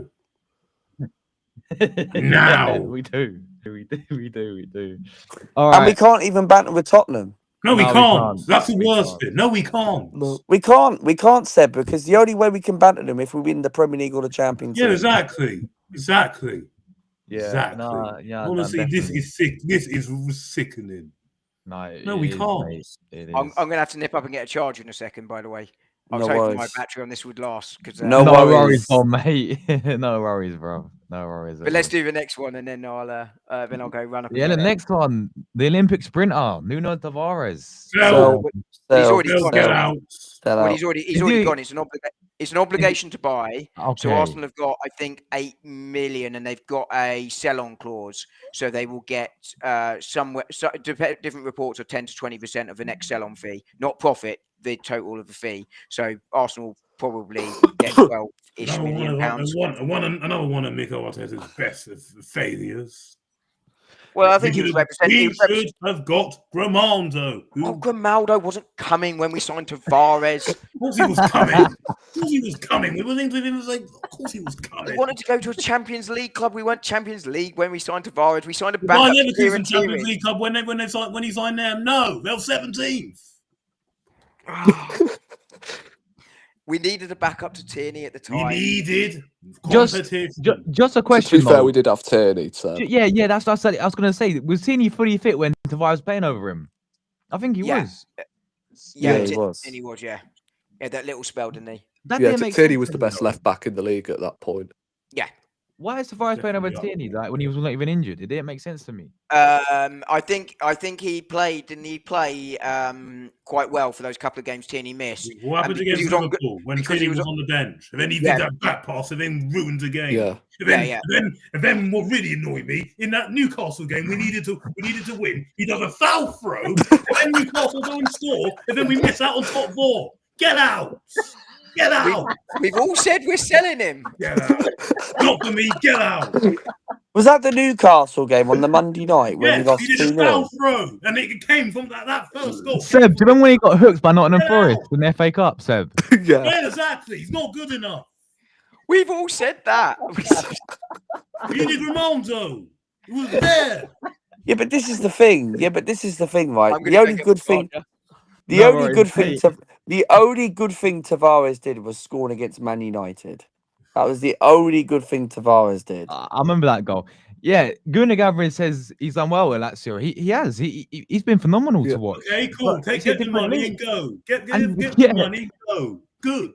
He's more of a wing back, to be fair. Yeah, he's never been a left back to play in the back 4, has he? Because he just can't defend. He's nothing. All he's got is going forward, like pace-wise. That's it. He's absolutely useless. Yeah, and I still don't get how he's playing over Tierney for the majority of those games, to be honest. But well. Sell. Whose manager follows that? It's his manager that's doing it. This manager played him against Liverpool when we knew Tierney should have played. Then what doesn't happen? Yeah, Tierney was fully fit on that bench. But at the end of the day, we could have got Grimaldo, couldn't we? Exactly. That's a thing. Exactly. On a free transfer. Yeah, I mean, to be fair, again, like we had Tierney at the time, who was the best in the league. So cool. I just showed it just shows how many times manager has not just thrown Tierney under the bus. How many seasons he's done it now? Then he still, exactly. Then he still doesn't trust him. And now look where he is. He's gone. When he was actually doing well. He's actually done very well when he's come in. And he's actually one of the very few players in this team that can actually whip in a proper cross. And he has winning mentality as well. How many titles has he won at Celtic? Exactly. You know he wants to do this inverted nonsense and all that. Oh. Yeah. Ridiculous. Absolutely ridiculous. He wants to be Pep. You're not Pep. You're not Pep. Inverted title charge, innit? Oh, man. I can hear him through the headphones when they're not even on. Oh, my Please God. start listening. All right. Next up, Ethan, guys. Keep. Obviously a keep. But if I was him, I'll be getting out, to be honest. This manager's also messed Say up. Lonos, if I was Ethan. For me, I'd probably go. Go on. Sorry, man, but for me, look, I would like to keep Ethan Wanyeri, but this manager has gone and actually put him in the dustbin because majority, look, he has gone and ruined him, right? And even yesterday in the Southampton game, he was never in the game yesterday. And majority, Ethan Wanyeri was poor yesterday. You know why he was poor yesterday? Because this manager has gone and ruined his confidence. This guy was a 15-year-old kid that made his debut in 2022 free season, right? And was turning 16 that year. The guy was in school getting his GCSEs, and he was a very good talent. And even against when he scored that goal against Nottingham Forest early in the season at the Emirates, and this is why Arteta, right, and this is what really frustrates me about this coach, is that he dumps younger talent. Think about Bannigan as well, okay? Patino as well. Patino as well. Jeez. Bannigan, right? We sold Bannigan over these Eddie Nketiah wannabe fans, right? And majority, right? Everyone got all gassy at the time, and people thought, oh, Bannigan never really made it. And everybody got gassy about Eddie Nketiah. Yeah. And what? No one did. And what? Can I just? Well, I Tom, don't, No I don't one think, did. How long did you persist with Eddie Dom? How long did you persist with Right, him? Tom, I told and you all Tom this Red. time he weren't good enough. He Right. weren't good enough. when you finish revising the history, right, there's several things here. I'm going to come back to Ethan if I may, Josh. But on Yeah, of Eddie course. Nketiah, right? Arsenal, you had to look at the quality of the squad at that point, right? So Arsenal were looking to upgrade the squad entirely, and that would have included Eddie Nketiah. But at the time, Eddie Nketiah was one of the better players on that list to go. So therefore, you keep him and you get rid of other players that aren't as good as him, and then you go through and you then replace over time. Eddie Nketiah, you know, they hoped that he was going to come good. There was a chance he might have. He didn't. Arsenal then sell him and make really good money on him, right? But he was one of the better players that we had, below that first team level, and therefore he wasn't the primary upgrade because you can't upgrade everyone at once. Eddie Nketiah, probably the right level at Crystal Palace. Arsenal made good money, good deal for everybody, right? So, What it did wasn't that a money question. lead to? Who do we bring in to replace? Well, exactly. This is what we need to do, right? And I said after the summer that the squad size was the right size. That we were one defender too heavy, one attacker too light, right? So on Eddie Nketiah, we were right to keep him as long as we did because we were building other players in the team, but we were right to move on from him equally, right? In terms of Ethan Nwaneri, I think you keep Ethan Nwaneri. He's still a very slight player. He's played quite a lot of minutes for his age this season. Some people like Saka when he came through, Miles Lewis-Skelly when he came through, absolute physical beasts. They're almost sort of bigger than most kids are at that age, and that sort of allows them to cope physically with it. So I think Nwaneri has probably got about the right amount of minutes this season. I think Arsenal will need to make a decision on him in terms of what's best for him. Is it sort of playing similar number of minutes next season with the first team, or is it going out on loan to, say, a Fulham? And I'm just making it up, just an What, example. would you loan him? No, I'm saying Arsenal need to make the decision between what's right for him. Is it a loan or is it the first team? But for me, I think it's the first team sort of getting in around the, 1,000 minutes again next season. I don't know what he's played off the top of my head, but something like that next season is probably the right thing for him, given his sort of physical stature and stuff. And I think that he's going to have peak and troughs in form, as do most kids at his age. It's very rare that you get a Miles Lewis-Skelly season or a Saka season. They're sort of the exceptions. I think Nwaneri is a really, really good quality talent, but we do need to make sure that he's being managed correctly. Well, he has to be managed correctly, and I 100% agree. And look, this is why I'm really worried. And look, now when Bukayo Saka got injured on the 21st of December last year, right? Ethan only came in because Saka was injured. There was no way Sterling wasn't going to play for the rest of the few months because think about it. Look, Ethan done a really good job, right? Okay, we didn't win anything, but majority Ethan done us a very good position while Saka was out. And this is why I think, look, he's not guaranteed to get first team next season. And he knows that, right? And this is why I kind of feel like with Ethan, it's better off with him going out on loan to get some minutes. But where's he going to go? Is he I going to do agree what with you, Smith Luca. Rowe did? I think that's got to be what Arsenal needs to look at. Is it what is best for Ethan Nwaneri? Is it the first team or is it a loan? I'd say probably a loan, depending if Arteta wants But to he's not keep going him. to change his number only just to get sent out on loan. Exactly. We've changed his number to 22. Yeah, so there's no way he's going out on loan. Yeah, true. I think he's going to be in We around did the it with first Eddie team. once, and then he went on loan to Leeds, so it does happen. Yeah, I don't read too much into the numbers, to be honest. But I think what Luke has What did we give him articulated. number 14? Honestly, Yeah, but to be fair, Eddie was like what 49. He gave him and number he changed his number 14 to for crying 30. out loud. Yeah, he did. Whereas Nwaneri from 53 to 22, like it's around like the lower number categories. Yeah, that's you know. fine. Why give him number 14? I mean, I don't overly care about numbers, but Luca's Yeah, right. I know. There is a debate to be had about what is Well, first team. I personally think there's first team, but I think what Luca's articulated there is a perfectly rational position to have, and I think it's something Arsenal will discuss. And I think ultimately he stays, and for me, he should stay because I think he can get the right minutes to carry on his development. yeah, let's move on. Yes. Okay, we're You back. on mute? Sorry. Yeah, Oh, I'm right. muted. What a rookie mistake. Mikel Merino. Well, I told you about this guy from the very start. Not good enough. I never wanted this guy. Not good enough. He was brought in to be a midfielder. And what did he do there? And then people are going to have, Well, he got called to the Spanish squad today. but he did very well up front. Where did it lead us? What did it lead us to? Oh, Arteta's a genius. He got a gem with him up front. What did it lead us to? I don't think anyone thinks he's the long-term number 9 at Arsenal. He needs to go now. He's not good enough. For me, right, my opinion, right, I'd keep him, but I would not have him as a starter next season. Not a chance. But I'd keep it. I agree with that. Look, Marino's midfielder, awful to watch. Well, that's his When position. That's what he was brought in for. Yeah. Let me finish. As a midfielder, rubbish. Up front, I'd say half decent, and I would say he's made Martinelli and Saka better. I'd say with his link-up play, get his head to the ball. He's dangerous in the box, but it's just frustrating to me that we signed another number 8 that's better up front. It really is frustrating. I would be playing him as a number 10 next season, which is mad to think. Because there's no number 10. It's a dying breed.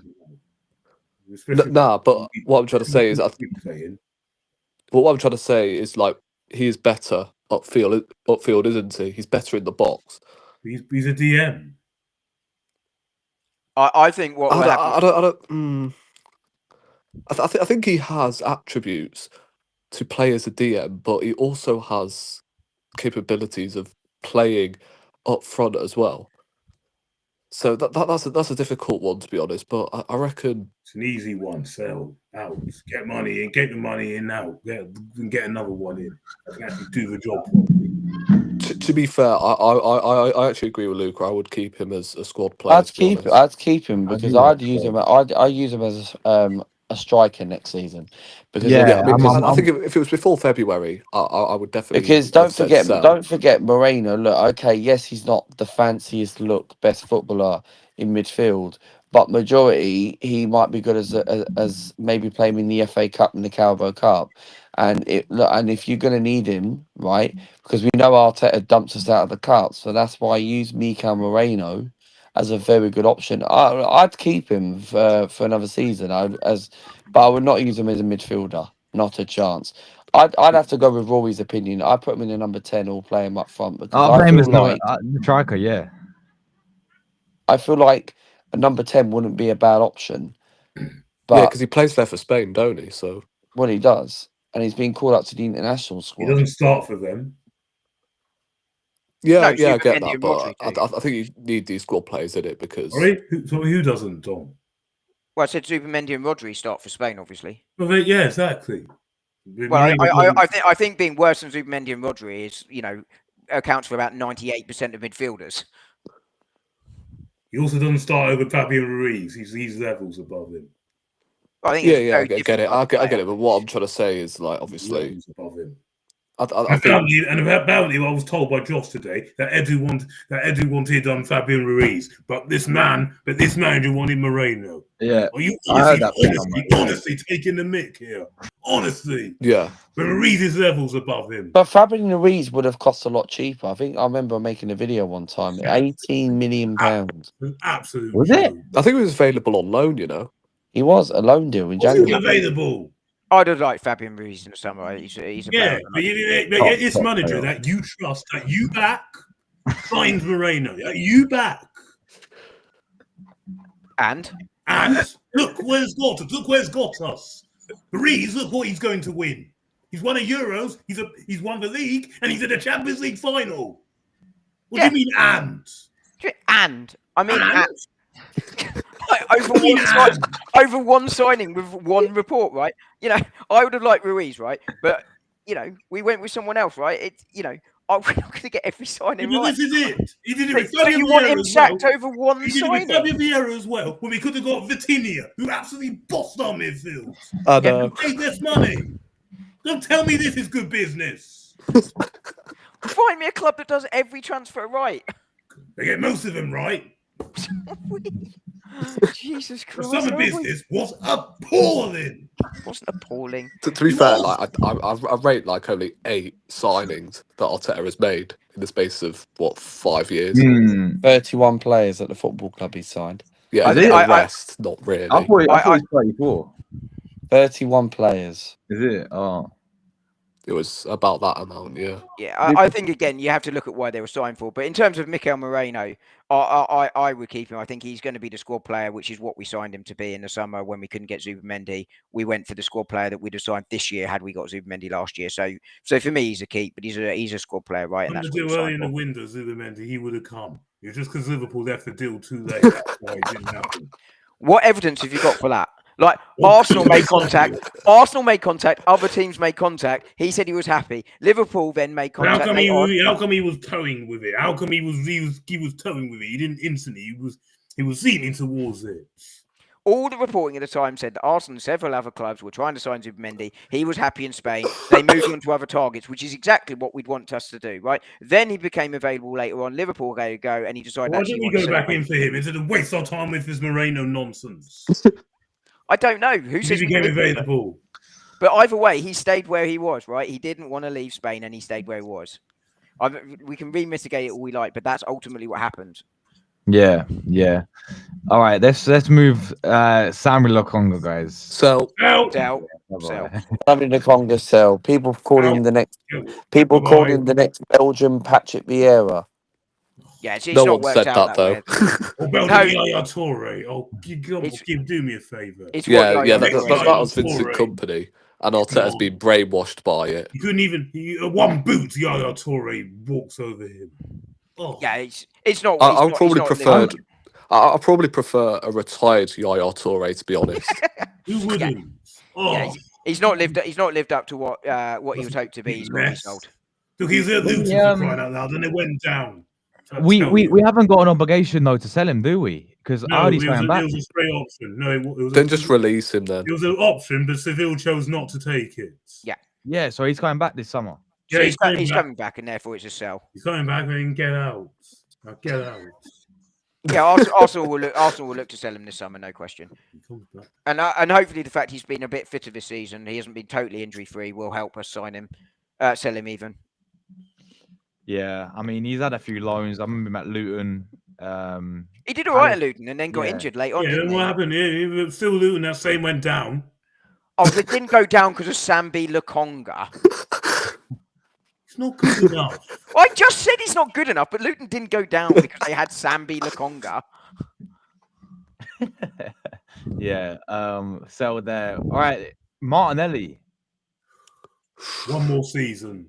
Yeah, I agree. Yeah, I'd keep him as a backup, to be honest. But we've got to upgrade on him. Yeah, he cannot be the main starter next season. If he's the main starter next season, we do not win anything again. If he's the main starter next season, then we're not winning the league. I want to see him up front more often as well. Well, he waved up front yesterday. What did he do against one of the worst sides in Premier League history? I don't think he did play up front. I swear he played on the right. Yes, he did. Yes, he did. Yes, he did. No, he played on the left. It was him on up front. It was Ranieri on the left. I saw him on the left a lot of times. What game was this? Well, quite frankly, I couldn't tell where everyone else was playing, to be honest. Up front, he did. Yeah, I'm trying to agree with you, Seb. Sterling played on the left, Martinelli played up front. What I'd like to see with Martinelli is exactly that he becomes one of those options off the bench. If Martinelli is one of your rotation options off the bench, I think that starts to mean you're in business, right? What I'd really like to see him do is start on the left, but interchange with the striker. I really like him when he sort of drift central from that left side with the striker drifting out, and that confuses defenders because they don't know which one's going to go where. And I really like that from him. So I think he's a really good squad option. And what I'd like to see him then do is start the sort of big games against sides that play that higher line, because that's when I think he's going to be most dangerous. But certainly a new left winger coming in as competition for him this year is vital.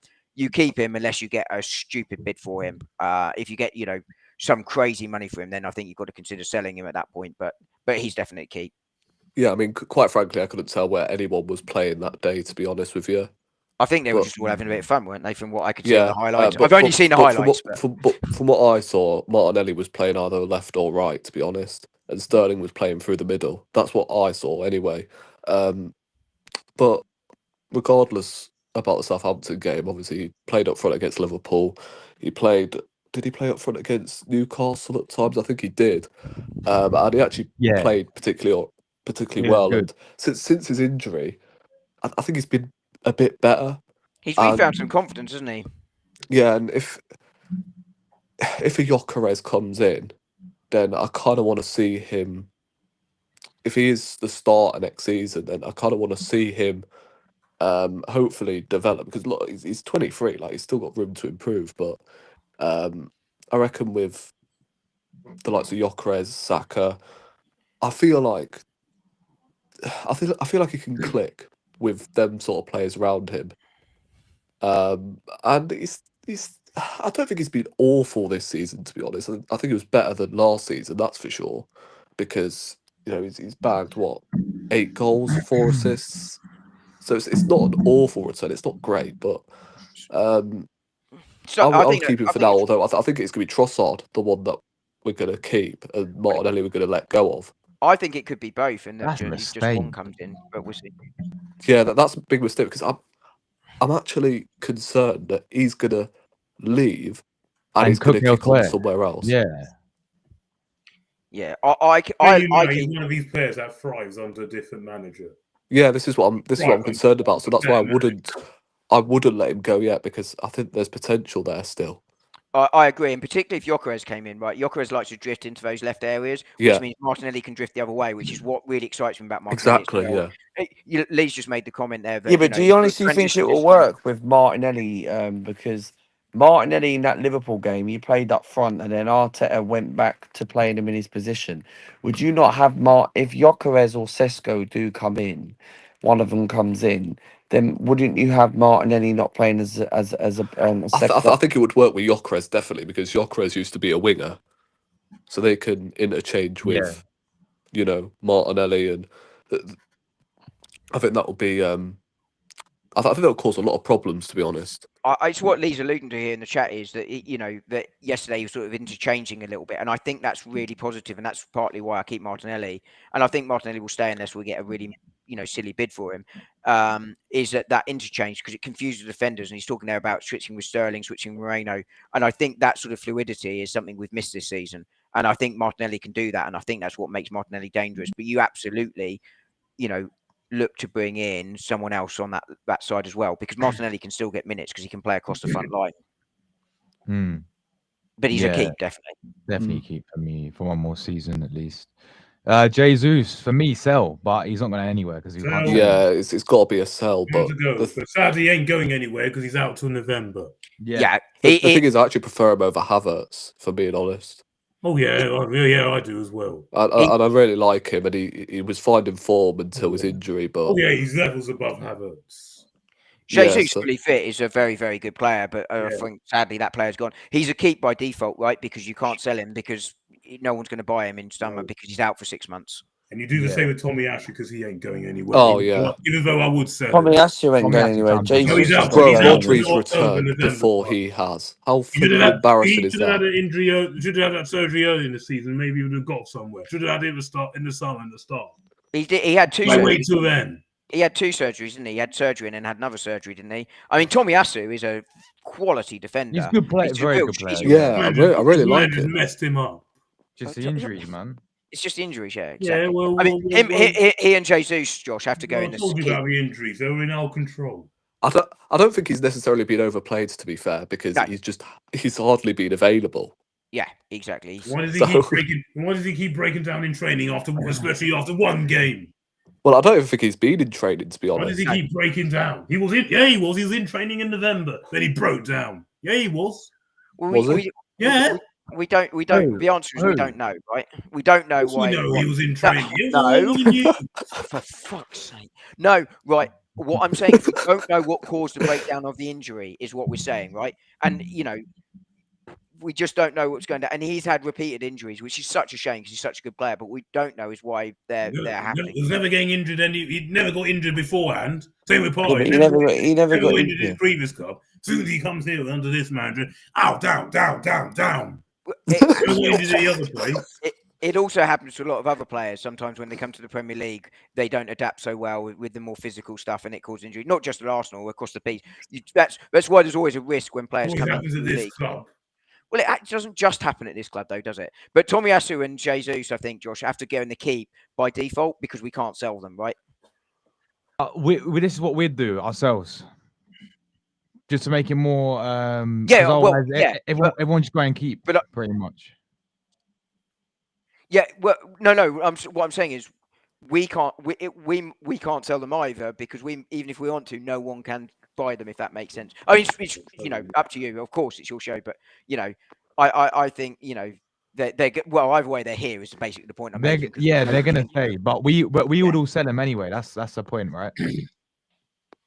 If you could get a buyer for them, I think you probably would if you could, but that's not going to happen this summer, sadly. Yeah, but Jesus and Tomiyasu, you guys don't think are good enough for Arsenal anymore? No. And I think Tomiyasu is probably definitely good squad players, but they can't stay fit. So you got. I know. Yeah, you need to move. Great squad players, both of them. Yeah. Right. Tomiyasu is excellent. Tomiyasu in particular is a very good footballer. But when they can't stay fit, you have to look at it. Which is sad, particularly for both of them. It's really sad, right? I'd love to see them fit and playing, both of them, because Jesus was on fire before he got injury. Tomiyasu can play to such a high level across the entire back four. I don't know anyone in world football that can play to his level across all three positions at the back. Yeah. Well, come on, we need proper players in their proper positions. Yeah, but having someone that can play to the level he can play You have one or two, but you can't have a full squad full of them. And that's I'm not arguing that, am I? I'm talking about Tomiyasu specifically. Always goes for. It's not what he always goes for, is he it? Is. He doesn't play Saka at right back, does he? You played him at left back before. Yeah, he played him at left back before. Yeah, yes, when he first came through, yes, and then he moved him to right midfield, right? All right. Right, let's move on. Let's go. These are obvious ones. Lewis Skelly. Yeah, definite keep. Keep, but he's not to be first choice. Rice keep. Yeah. He'll give it one more year before he moves on if there's nothing. I reckon in terms of Lewis Skelly, right? I reckon he has a very good chance of being a starter in midfield. That's one thing I will say. Well, why did we put him in midfield? Why did we put him in midfield against PSG? Oh God, knows. PSG wouldn't have done that. But this is the thing: we got rid of our best left back at the club. We got rid of our left back on the bench. Tierney was on the bench and all that. We needed proper, and it was clear things weren't working. And he did nothing. Miles Lewis Skelly played very well at left back against PSG. Let's be. Why didn't? Well, the first leg he did, obviously. Didn't get us through. Didn't get us through. Doesn't matter how the others play, as long as we're through, as long as we're in. Well, of course, but we're talking about Miles Lewis Skelly specifically. Yeah, well, you should have played him. We should have moved him into midfield to start the second half. As soon as he cleared, it wasn't working. Then you put Tierney at left back, or even Zinni at left back. To be fair, I wouldn't have played Zinni at left back, to be honest. I'm not sure about Zinni at left back against bloody, who was it, Doué at right wing. What's Tierney? Nah. Yeah, Tierney I would have gone for. Yeah. But Zinchenko, nah. Yeah. Absolutely nothing. Yeah. This Tommy Setford goalkeeper, I'll loan him, yeah. No, you know what? A popular opinion here, I would actually keep him as number 2 because really? The thing is, right, I can't really think of any like number 2 goalkeepers at the top of my head, to be honest. Give Cole Hyde his chance. He's either him or Cole Hyde. I really don't mind. Get someone else out of the reserves. We ain't getting Joan Garcia now. Yeah, because obviously he wants to play in it. So he's going to go and get a starting job somewhere. That's quite clear. Setford for me, I think you have to look at where is he at his development? It's possibly a loan, and that might be the best thing for him right now. Yeah, definitely loan as well. I agree. I think you can go and 100%. find a third choice goalkeeper that's 360 years old if you need. They very rarely play, right? Yeah, You need third choice keeper. Well, you do need a third choice goalkeeper. You've got to get someone out of the reserves. Well, See, they were too focused on doing that. Yeah, but which At the end keeper of would last you window, take? Yeah, they were but too which focused keeper? on Yeah, doing but that. Seb. Yeah, but Seb, which keeper would you take? Which keeper is available then? Third, what for third choice? Oh, come on. There was rumours today that Martinez has been No, linked back. No, No, wait. Come on. Luca. Luca, I don't You want don't that. believe that shit, do you? They know I take that, but not Emmy. No, I don't believe it. But there was rumours. But trouble is, I don't want Martinez back. Not for me. We don't need another But keeper. Luca, like, there's been no rumours whatsoever. Sign more keepers and we don't want No. keepers left, right, and centre. Yeah, so what Luca, why do you believe it? No, because obviously I got sent by it. Luca got sent. Luca is right. There are rumours that he's being linked back. I just don't believe them. He won't Yeah. come back. No. I don't want him. I don't want Martinez at my football club. I think he's No. overrated anyway. Yeah, so do I. I think he's a good goalkeeper, but he's not the best Yeah, goalkeeper in yeah, the that's what world. I'm saying. Like, Which is, Oh, no, which not is what best he's in the being world. rated at. And it wouldn't make sense anyway because we've got David Raya. Yeah. Yeah, exactly. yeah. I Yeah, just don't exactly. believe the rumours. I think Setford, I'm not too worried about a third choice goalkeeper. If he goes out on loan, I think you can find one really easily. What about Jack Porter? But You know, fine, Jack I've got Porter's mine, played yeah. really well for the England. Yeah, have him as third choice. Yeah, All exactly. this you need to go out and get a third choice keeper. I saw that save the other day, made unbelievable. All this you got to get third choice. They're all too busy focusing on that. I just said, I just said you don't need to focus overly on finding one. You can find one easily if you need to, which is why I'm saying Setford should go out on loan. Oh man. All right, It doesn't let's, take much bandwidth, right? Setford loan. Yeah, Seb, Setford which loan, keeper very would you simple. take? Which keeper would you take, Seb? What do you mean? What keeper? If Well, we need a backup keeper, Juan Garcia's Carl coming. Hine. Give him his shot. Yeah, Give him just his keep- shot. Go on. either Cole Hine or Tommy Setford, Luca. Alex Merritt.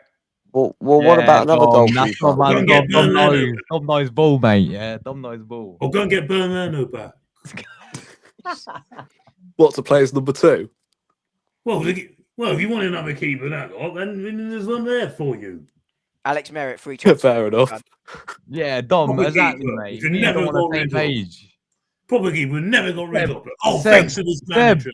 Seb, what about Moret from Napoli, bro? Free No. transfer. Free transfer. You get it for free. Oh, okay, then do it then. Okay, thank you. Okay, then do it. Ozil free. Ozil for free. Okay, Yeah, go. free transfer. Okay, then go and do it then. One of my better shouts, that one. Oh, fine, fair enough. But Yeah, I'm there certainly we go, not spending Dom. any more than 10 million on that. I got to give Going- credit to Dom for that Yeah. one, Seb, because he did pull that out about Moret, to be fair. So credit to Dom there. Okay, but I want to see us win trophies. Then I'll give as much credit as you choose. Until then, nothing. Win trophies, then I'll give you as much credit as you want. Until then, nothing. Oh my god! All right, Seb's going back on the Amazon documentary, all or nothing. Rayo guys, keeper. Oh, Yeah, obviously. keep. I don't know why it's a question. Yeah. Be one of our best players this season, Keith. I'm with Cooper. We can bring Ramsdale back. No. No way. Overrated. No way. I don't want him back. Overrated. All right, Zinchenko for me, sell. Even though he played well Sell, this season, he sell, played sell. well. Yeah. He played well, but It's sell. time to go, I'm He's afraid. played well in the midfield position, and this is why, since we first signed him in the 2022-2023 season, I know he worked under Zinchenko at Man City, but why did we put him as a left back? He kept getting cooked under Salah every single time. So I think midfield wise, towards the end of the season, he's done a very good job. So Zini, for me, I think it's time for him to go. Yeah. I think Zinchenko shows where we've gone, right? Because when he came in, he made a big difference to us, right? But what he can't do at left back is play against the very best in the world. But he's a very good option when you're playing those low blocks because you get that extra midfielder out of him, which is what sort of Arteta was looking for. But he's not good enough defensively. I think there's Zinchenko or Kivior, one of them stays, one of them goes, and I think. For me, I probably keep Zinchenko because I think you get more money for Kivior and then bring in one defender. But if you get a good offer for Zinchenko, you sell. But for me, I keep Zinchenko because I'm going to sell Kivior instead. Oh, okay. That's Yeah, fair I enough. mean, like, if we're keeping Zinchenko as a midfielder, then I wouldn't mind keeping him. But obviously, I can see. He can play both, right? And that's what I quite like about him. Yeah, Yeah. but sell still. I think if you get the right offer, you sell him, right? But I think you're giving yourself a lot to do if you sell him and Kivior. And the reason I'm selling Kivior is because I think you get more money. Well, Kivior for me, I think it's done very well this season. But as you said, you're going to get money for him, aren't you, this summer? Yeah, How well he played. look, I think it's a win-win situation, you know, because if you keep him, then he's a decent backup to Gabriel. If you sell him, because of his performances this season, it might have increased his value drastically, so could get at least for 30 or 40 million pounds for him. So I think it's a win-win situation. You keep him; he's a decent squad player, as we've seen. People think Kieran Tierney's always injury prone. He's worse. Who is? Kiwior? No. Who? Zinni, you mean? Tierney, I meant. Oh, Zinchenko, sorry. He's got a worse injury record than Tierney, by the way. Yeah, and Tomiyasu, to be honest. Yeah, he has. Yeah. I don't know who's missed more money, but Zinchenko has obviously had a lot of injury. Kiwior sell. Yeah, I agree. For me, I think Kivior's done really, really well. Like I said, I keep one of those two out, Zinchenko and Kivior. Yeah, but he hasn't led us to anything else. Yeah, like are you still in the I whole wouldn't mind squad on keeping that basis, Kiwior, to be honest, next season. Win things, then I'll praise. Otherwise, outs. Oh, come on. What do you mean, come on? By your logic, have a road with a trophy. I'm seeing Liverpool win things. Come on. Okay, by your logic, then everyone on this list needs to be sold. We need a better manager that can actually manage these half these players, and the ones that aren't good enough go. Facts, I agree. Very well. Kivior's done well. I'm sick and tired of this. Yeah. Up to here now. Yeah. Timber guys obviously keep. Tap in. Easy keep. Easy. Just this manager will mess him up. I know that. Oh Jesus! What evidence is there for this? Well, he's messing him up now. Look what he's doing to him. He's had to have a surgery again because of all this. Yes, because Ben White was fit. Because he should have had surgery in the summer. I'm not going back over this again. He follows medical advice. This is why. Do you honestly believe he doesn't follow the medical advice? The medical doctors go, "Oh, he definitely needs surgery," and Arteta went, "No, it's all right. I know better than the doctors." Come on, it just doesn't make sense. It's just not logical. I think for me, with Dewey and Timber, right? Like I said this at the time on my channel one time. I said, look, do I think he was overplayed in the PSG game? Maybe yes, but I have to say he probably needed surgery in the first place, because I probably have to go with Arsenal domination on this one, and because I do think. Carry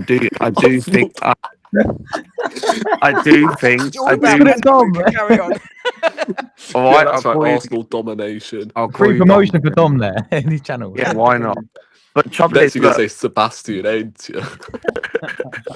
I do think Dewey and Timber, look, I do think maybe it's very difficult for me to say whether he did get overplayed against PSG, because we desperately needed him in that. Like, I know we didn't play well over the 2 legs for our biggest game of the season, but of course, did we really want to rust and bring Rush and Ben White back into the starting 11? No, of course not, because he would have got. Ben White wasn't match fit. I mean, if Ben White was match fit, you don't play.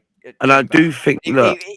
Sorry, Luca. Did the initial injury for Timber happen after he got that bad tackle on it? Was that what caused the initial? That's what impact? caused it. Yeah. I think that's what caused it due to the injury, and that's how he got it in. And like, this is a guy where we first signed him, and then at Nottingham Forest, majority, he got injured.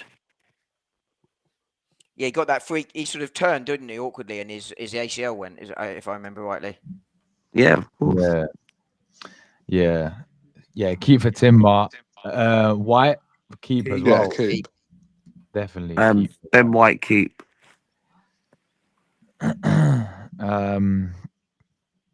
Havertz. So easy one for me. He's be one of the first gone.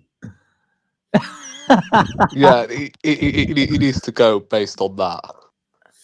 That FA Cup, Carabao Cup, goodbye. If you get a good offer, Oh my God, he's wound me up. if you get a good offer for him, then I think you have to consider it because that gives you lots of options. But for me, you keep him and he's a squad player in that forward line. No. I mean, I For wouldn't me- mind him as a Do second not choice, keep but him. right now, just He's one of the first ones out. For But me, we know he ain't going anywhere though. Aldi, in you come. Get him away. for I me, don't think he'll go right, anywhere, Seb, though. bro, he Got just to go. pisses He me has off to so go. much, man. He really does. And whose fault is that? Well, Yes, Seb. obviously the recruitment team, innit? Who gets the final call? Well, Arteta. yeah, obviously the Right, manager. there you go. There you go. And I know for a fact that was his signing. Well, it Yeah, was. I know. Like, Yeah. like this is what I'm saying. Yeah. I was People never a wanna fan of this mess signing. it up. I was never a fan of this signing in the first place. I thought that run-in towards the end of the season. I believe at the start of the season, I called this guy one of the most overrated Arsenal players I've seen anyway. Play for the club. Not to say he's not allowed to have a good reception or anything like that, but When he's a cheat. the hype he gets, Ridiculous. comparing him to the likes of Van Persie and shit, Oh. and Berbatov. Couldn't Like, even make what are we doing here? one boot. Van Persie walks over him. I mean, the thing for me with Havertz, and I've been quite consistent on this, was I wouldn't have signed Havertz, right? I wouldn't, but I think he's your going to manager be. did. Oh, I'm not even going to bother. Right, so I wouldn't have signed Havertz, right? But I think he's going to prove to be a very useful squad player, an overpriced squad player, and that's why I wouldn't have signed him. But my thing with him is, I don't understand the people that absolutely love him, and I don't understand the people that absolutely hate him. He's somewhere in the Why? middle, right? Well, he's not in the middle. He's got to go. He's not. He was never good enough at Chelsea either. No, Chelsea, he got 19 goals in 3 years. not good enough. Yeah. At Chelsea, I don't think he was that great. But for No. Arsenal, his record is far from terrible. And He's not good enough. He's not winning us anything. He's not winning us anything. Win us things, then I'll praise it. Okay, well, let's get rid of Saka, Saliba, Gabriel, Raya. No, Everyone don't be goes by silly. your logic. No. No, I'm just using your Don't be logic, silly Seb. now. You No. It's You not said my don't win logic. everything. Well, it just is. It's That's a not. Well, They're you not Yeah, said but good Seb, enough. yeah, but Seb, yeah, right. I'll give you my verdict on Kai Havertz, right? Not good enough. For me, look, I don't think he's not good enough. But however, I would give him another season because look, okay, yes, this season, yeah. And at the end of the 2023-2024 season, he had a real good towards the end of the second But half. we're of that. talking this Didn't season lead us though. to anything. But it didn't. But this season, he had a good start to the season, No, he didn't. and ever since he had that injury, he's been shit. Yeah, if the only way I would consider selling him if Arsenal end up signing someone like Gyökeres, right? Means if we sell Kai Havertz, means is Arsenal going to bring two strikers in? I would No rather one. keep it in Jesus. Well, the thing is, right, this is what I would do. I'd let go of Kai Havertz, and then I would I'd perhaps use Martinelli as a striker, That's a and then good use him as shout. the backup to whoever's coming in. That'd be a better option. Yeah. And then you sign a sell left Havertz- winger, if you sell and then use Havertz- Trossard as the backup. Seriously, That's what I would do do. anything to get that guy gone. If you sell Havertz, you're going to have to bring in. You're going to have to bring in number 9 and at least 2 other forwards. Yeah, well, that's what we need. But Arsenal ain't gonna do that. That's no, a because you lot keep- to do in one because if you- window. If come you're on, keeping well, we Trossard, got the money now. Go and do it. right, if you're keeping Trossard, right, if you're keeping Trossard as, another option as like a squad player, then I would also keep Martinelli. So you use him as a striker, get rid of Havertz, bring in Gyökeres, and then Martinelli and Gyökeres are your two strikers next season. And then you sign, I don't know, a Rodrigo or a Williams or a Lookman next season. And then you You'd have use to do Trossard one as... more as well, I think, Rory, numbers-wise. Who? I think you'd need one more numbers-wise as well if you did that. He's a finished article. Okay, so sign a right winger then. Yeah, I think you'd To have back up No, Saka, no, which no. we've needed No, for you years. No. Why? Havertz was bought in as a Granit Xhaka replacement. Yeah. Yeah. That's what he was bought Yeah, he was. He was bought as a And central it's midfielder. failed. He was bought as a central midfielder, and this It's is why. failed. This is why 29 up front, right? Majority. He's not I good think. up front I either. think for me, look. I think if we're not going to bring in Gyökeres, right, and if we end up having Sesko, I'd keep Kai Havertz for another season. But if we bring Gyökeres in, then yeah, I totally do get the question. I think we should get rid of Kai Havertz. Moving on now. Well, I No, think like you- even if I we think bring you in keep Richard Sesko, I'd still get rid of him because Yeah, he's not no, good mate. enough to rotate. That with United, Sesko. that Yeah, United but Havertz is Newcastle better than game was enough Sesko. for me. Was enough for me. You what? Havertz is better than Oh, Sesko. behave, please. Who's better? Sorry. Havertz is better than Sesko. Havertz is not better than No, Sesko. no, he ain't. Come No, I'll tell you on. why. Havertz. I'll tell you why. Because the Nah, trouble come is, on. right? No, these please, two, please, No. Luca. Sesko, Sesko I don't is even rate Sesko Sesko. is a similar image to No, Kai he's not. Havertz. And I don't No, even he's rate not. Sesko. I don't rate Sesko. He's crap, right? No, he's But not crap, Luca. He is crap. He's not. He He's scored not good 21 enough. goals for He ain't crying out good loud. enough. Yeah, but he ain't good If we enough. sign He's a him, we're not winning the league. 21-year-old kid, If we sign right? him, we're Who not is a winning plan But he B scored option. 21 goals, Luca. What is... He Yeah, but, will be good. yeah, but Arsenal 5 need years' strikers time, who but have we gone and done need it elsewhere. now. Go and get a Lautaro Oh, Martinez, a Gyökeres, Yeah, someone like that. Yeah, yes, but what I'm trying to say is Sesko isn't the answer for Arsenal, right? Let's just No, get this it's not. straight. No, it's not. He's not good enough to lead us to a league title, but he's not crap. This is my point. He'll be good in 5 years' time. Yes, I'm not right. waiting 5 years. You can see I don't Right? even. And he's I don't he's even wanna wait 1 astronomically clear year, of never mind Havertz. What 5. are we doing here? My view on Havertz is you keep him as a squad player. No, you But what's don't. You get rid. Yeah, I got that, but I was going to say, I'd Josh, keep him as a squad but player, Josh- all depending if we sign Gyökeres or not. yeah, Luke and I are in agreement there. But what's your view, Josh? Where you putting him? Well, So I'm selling him. I'm selling him, to be honest with you. But I do hear where you're coming from, Dom. In terms of if we get rid of Havertz, you're gonna have to get more attackers in as well. Which I think, look, if he stays, like honestly, I don't mind unless if he's not the bloody number 9 next season. Well, if you're saying keep him to start him, then I disagree. You sell him, right? But I'm saying you keep him to be a squad player, and that's why I keep him. Obviously, if someone goes, here's 70 million for Kai Havertz, you're of course selling, you take yeah. it. But you know, I get that. But if we though. keep I him, take 40 back. He I ain't going get it. If we're anywhere, keeping both Trossard and Martinelli next season, then I would consider getting rid of Havertz, using Martinelli as a striker, for obviously, either Gyökeres or whoever's coming in up top, and then you use Trossard and another left winger to come in, and then you sign a right winger perhaps. Yeah. I think that leaves you a lot to do in the week. As cover for Saka. That's what I would do. Yeah, we're going to have to do a rebuild, on because of all the mess that was happening last summer. Don't need a rebuild. All the mess that was done last summer. Don't need a rebuild. Absolute mess. Of course we need a rebuild. We need to bring in these 5 or 6 players. That's basically a rebuild. Okay, so Liverpool are doing 5-6 players. Are they rebuilding? No, they're adding to their squad because they've already won the league. They're adding quality. So hang on, they're bringing in 6 players. No. But we also need to get rid of those many players. They don't need to get rid of players. Well, they are getting rid of players, aren't they? They're going to get rid of Trent, 1 player, gone. Well, Robertson, they're looking to get rid of. They're looking to get rid of Nunez. They're looking to get rid of a couple of midfielders. They're looking to get rid of midfielders. So, well, they are. So how is it different? They're looking to sell 4 or 5. We're looking to sell 4 or 5. They're looking to bring in 6. We're looking to bring in 6. Yet one's a rebuild and one's not. Yeah, but Liverpool already got their plans.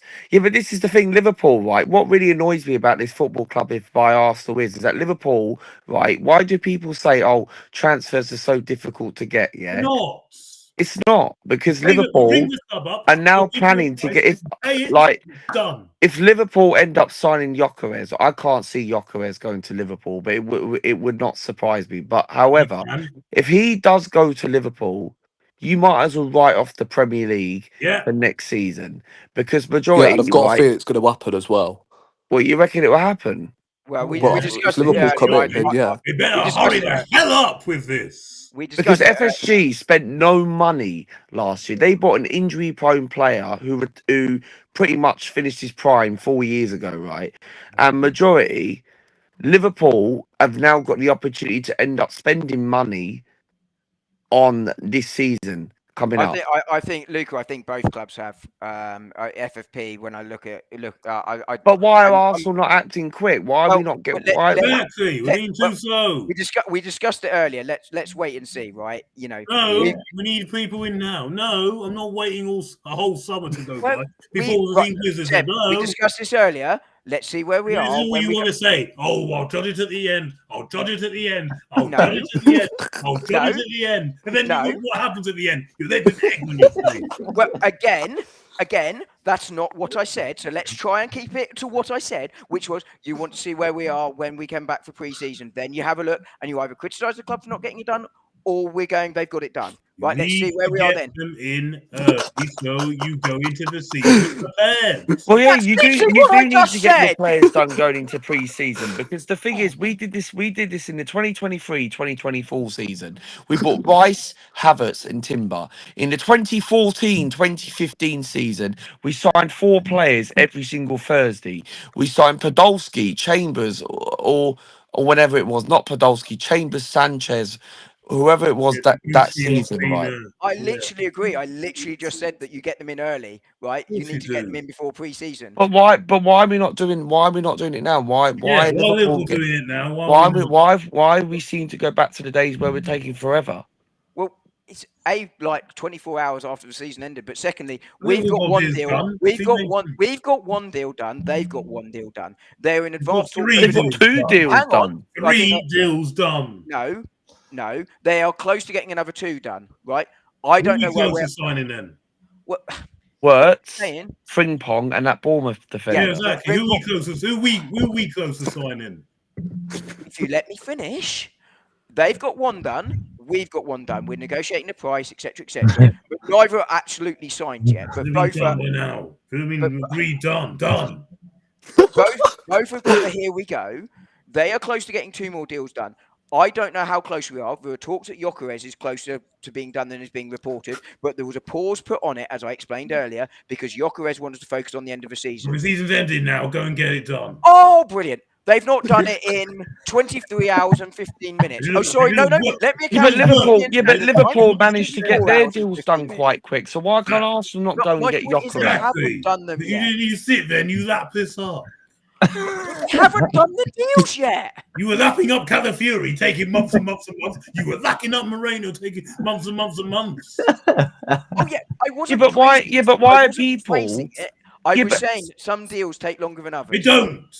Yeah, but why are people? They don't. Yeah, but why are people saying?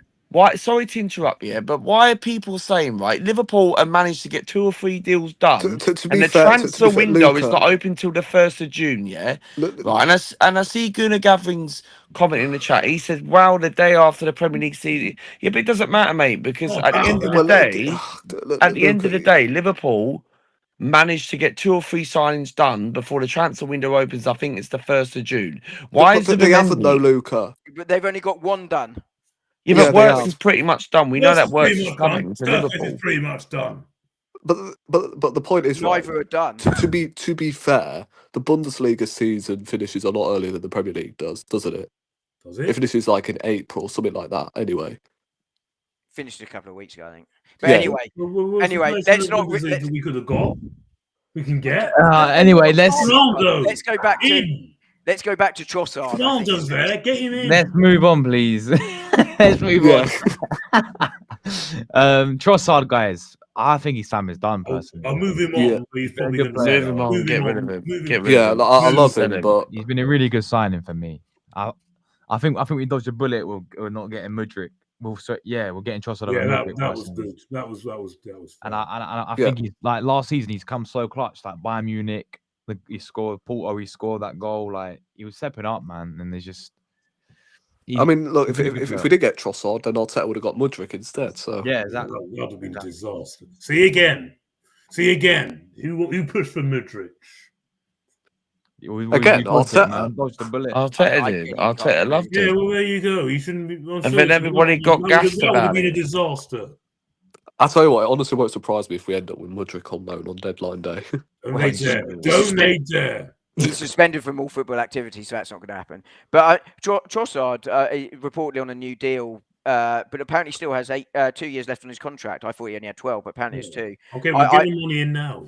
But I mean, if a good deal comes in for him, then I take it. But if you do, then you need 3. My My view is I'd like to see Trossard gone and David in on a free, but I don't think, unfortunately, it looks like he's going to Napoli where he's Napoli, started. yeah. Which is you can understand that from the player perspective, right? You can go and start, or you can go and be a squad player. You know, some players want to play, and he wants to play, and I can respect that. Much I'd love to have him, but Trossard, I think if you get a good deal, you take the money. He's a sulky bugger. Yeah, he is. Saka, obviously. Yeah, that's a keep. Luca, you're made the T list, man. Yeah, Luca, I think hello, we need mate. to sell him. I think we need Yeah, to you sell got him. to keep him then. People. Who? You got to keep Fabio Luca, Vieira, surely. T-break. Sell. He goes in Sell, get rid. Sell Sell. me. It's Sell teabag, me. Luca. Sell me. Sell me. You could have got Vitinha. Sell me on eBay. Oh man. Luca, we're gonna have to sell you, mate. I'm sorry, mate. Well, you're gonna have to sell me. You know what I'm saying? Because for me, people compared him as the Bernardo Silva. Oh, he's absolutely useless. And the guy was not even bulking, bro. No, he wasn't. Physicality weren't there, was he? To be fair. No. Go. Their hope was he was going to be Santi Cazorla, but he's definitely not big. Oh, it's time do me a favour. I said. What was that hope? False hope. I said the hope was that he was going to turn into that, but obviously he hasn't. If you stopped interrupting and let me finish, you might. Vitinha. Well, obviously with hindsight, but he wasn't exactly a success at Wolves, was he? But Fabio Vieira's not worked out, and it's obviously time to sell him, right? I think he's doing all right at Porto, though, ain't he? Which is really good for us that he's ending the season strongly there because we get the money for him and then bye-bye. Yes, yeah, but that's his level. Said that. Yeah, I agree, Luke. I think that's the right league for him, right? Spain, Portugal, Italy, maybe where it's a technical league. I think that's the right sort of league for him. Germany, England, I don't think so. But the fact he's finishing the season strongly in Portugal is a really good thing for Arsenal because hopefully it will attract a market for him. Definitely. Calafiori, for me, keep. No, keep. selling. What? Seb, you're hurting Josh's feelings. Sell. How good? What's he done this season? Apart from one good goal No, against City. because Seb, he's playing in the wrong position, to be fair. Seb, it's our position. Sorry? It's our position. It's our position. For me, sell. In the first place. What, Luca? What? Sell him. Oh, Luca, come on. No, I'm being serious. Luca, you know he's injury prone. He's right. He's injury prone, he's bro. not good enough, and he's injury prone. Bye-bye. He's in the Italian squad, yeah. Look, majority. He's in the Italian squad. There because someone's injured. He's in the Italian. I don't think he's had a great season, to be honest. He's had a very poor season. Yeah, he's had a poor season. But what I'm trying to say is, you've got to give him the benefit of the doubt because he's not been playing in the right position. Yeah, thank you. He's a centre back. So whose fault is that? Manager. Yeah, but he's been injured quite a lot. He's been injured and we didn't need him. Yeah, I understand. But whose fault is that then? Well, again, blame your manager. I think what I'm saying. This is the manager's fault. It's not his fault, is it? I think you keep him as a centre back. I think on the injury front, he's had some sort of freak injuries where he sort of turned awkwardly, or he's hit the ground awkwardly. And I think that's impacted his season. I think if Kivior goes, all of it was in our control. What, that he fell over on international duty of Italy? Yes. Just like Odegaard, that was in our control. Yes. But nobody knew that the injury was coming. He shouldn't have gone in the first place because he was carrying a knock. We're talking about Calafiori. Yes, him as well. Carrying a knock. Yeah, but nobody knew that he was going to get an injury. Everyone knew he was carrying a knock. You should have said no. But he wasn't gone. He went to Italy fully fit and fell. He was not fit. He was Odegaard. He pulled up a knock in the game before. Right. Anyway, Calafiori. Calafiori. He's had some injuries this year. Let's see what happens. You keep Calafiori this year. If Kivior goes, you've got your left centre half replacement. Yeah, you can also play him at left back. And the way Arsenal play, I actually think Calafiori could really adapt really well to that because we get our left back so high forward, and I think he's really good going forward. No, you need a proper natural left back that can play proper positions. If I'm Lewis Skelly to learn off, and that guy is not Calafiori. But Seb, Calafiori centre back though, that's his natural position. That's the point. Yeah, exactly. This is what I'm saying. So I think you've got options there with Calafiori, either as your left centre half back up if Kivior goes, or you can still play him at left back if you want to, where I think he could be quite promising. I think we don't know with Calafiori because he's not stayed fit this season. Now, that's why you keep him. And if he can't stay fit next season, well, I think you're going to struggle to sell him because that's 2 years of being injury prone. But that's where you look to see what you can do. But at this moment in time, Calafiori is an obvious keep for me. Yeah, facts. I'd sell him. I'd sell him, but the thing is, right, like you're keeping 14 players because obviously Nelson, Marquinhos, they're sold, isn't it? Both got to go. If you're keeping Cole Hine, then you're keeping 14 bloody players, for crying out loud. 14. And that's where you 11 of them have to start. Yeah, you're exactly right, Rory. You know, you have to look at it. It's why I said you can't sell Kivior and Zinchenko. For me, you have to sell one by, keep one, right? Yes, you can. You can sell both. Yeah. And then you're going to have to bring in 2 defenders, and you'll go mad at bringing 2 defenders. One. Okay. Yeah, then we got 7 defenders, Seb. And what happens if one gets injured? need a defender in anyway. We need a left back in anyway. A proper left back. All right. Anyway, this Reece Nelson. Sell. sell. He's had his time. Bye-bye. It's a shame he's not stayed fit at Fulham, actually, to be honest, because had he done so, I think that we could have got a real market there for him. Yeah, it's a shame with the Reece, man. Real shame. Always remember the goal against Bournemouth, man. Yeah. That'd be the highlight of his career at Arsenal, I think. Yeah. Or the goal against Liverpool, to be honest. Marquinhos. Sell.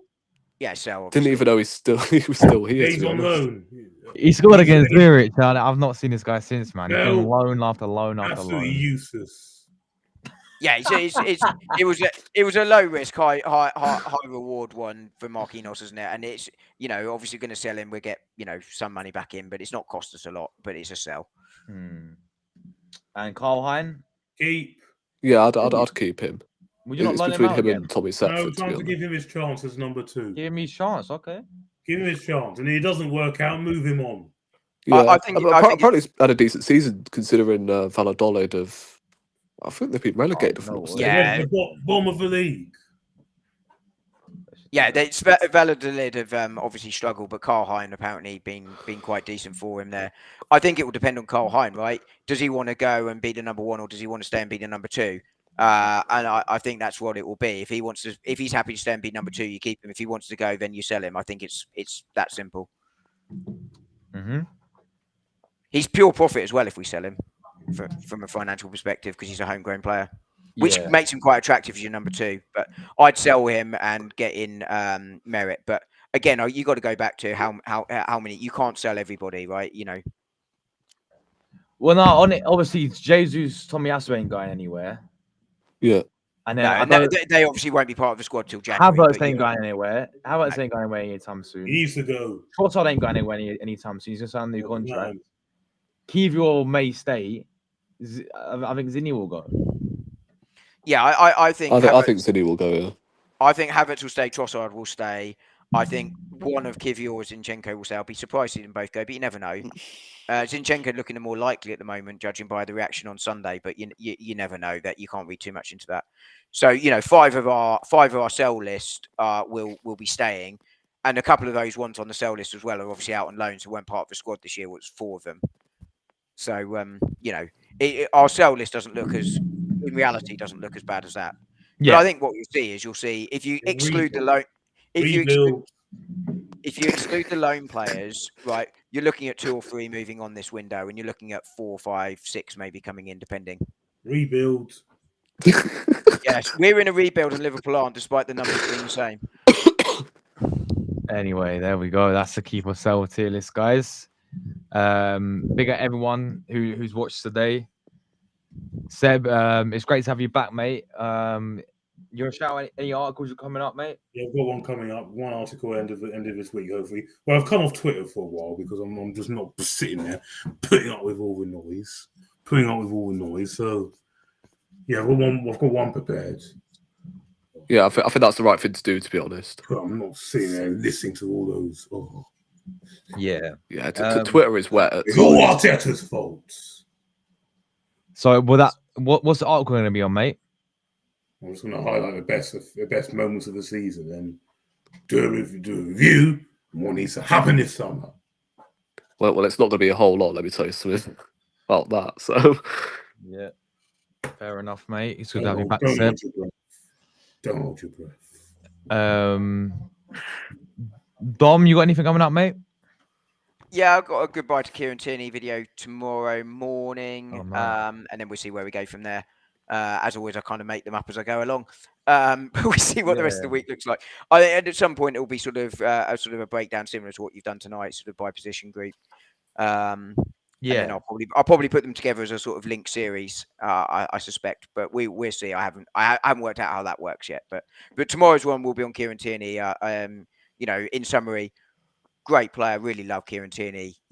Fabulous guy as well. Your manager messed him up. Your manager. I knew that was coming. Messed him up. I know, man. Yeah, definitely nothing to do with his injuries at all. No, it was him. It's him. Yeah, he went and nobbled him in training deliberately to get him out. But hopefully, I wish him really well at Celtic, and hopefully he'll have a great time there. And he's a great guy, and really hope he has a good career going forward, because he's a top guy, and he'd be missed. You're doing well, man. How many subs you on now? 130 somewhat. 130. Wow, guys. It's going up. Imagine how much more you'll get when you finally realise this guy ain't good enough. How much more you'll get. Oh dear me. We'll see. Time will tell. I put Dom link in the chat. Thank you, Josh. That's very make kind. sure you go over there. If you're not already subbed to Dom, but you can. I know you won't change. You never will. That's what's wrong. Well, thank you ever so much for the great respect and letting me know how I'll be feeling in a few years' time. I appreciate it. You won't. It's boring. Johnny stinks. There we go. Josh, thanks for putting the link in. That's very kind. Anytime, mate. Anytime. 136, Josh. I was wrong. More than I thought. Wow, man. And if what's happened lately it doesn't tell you that something's not right, I don't know what will. Yes. Yep. We disagree, right? We've established that. Well, I'm sorry. It's not good enough. Especially when you've seen Spurs win things, and you've seen Liverpool win things overall. Nah. Come on. There he is. Come on. Please. Rory, bro. I know you. Are you you're still taking a break, right? Yeah. Fair enough. I'm probably going to be taking a break. Well, a long break after this, to be honest. So I won't be doing any transfer shows and all of that. You guys obviously know why, but I felt really shit this weekend. So it's been a fabulous week, hasn't it? And to be honest, I've kind of missed this, So I've thoroughly enjoyed myself. So again, thanks for having me on. And again, let's hope this season. Well, sorry, not this season, bloody hell, next season. Although it's fun to be a part of, let's hope we're actually bloody celebrating and we're all on the same page. So yeah, that'd be amazing. Well, maybe change the manager, then we might actually maybe have a much better chance. Oh my god! It ain't funny no more.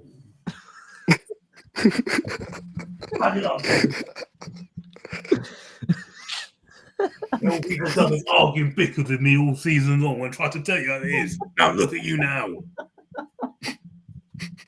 Look at you all now.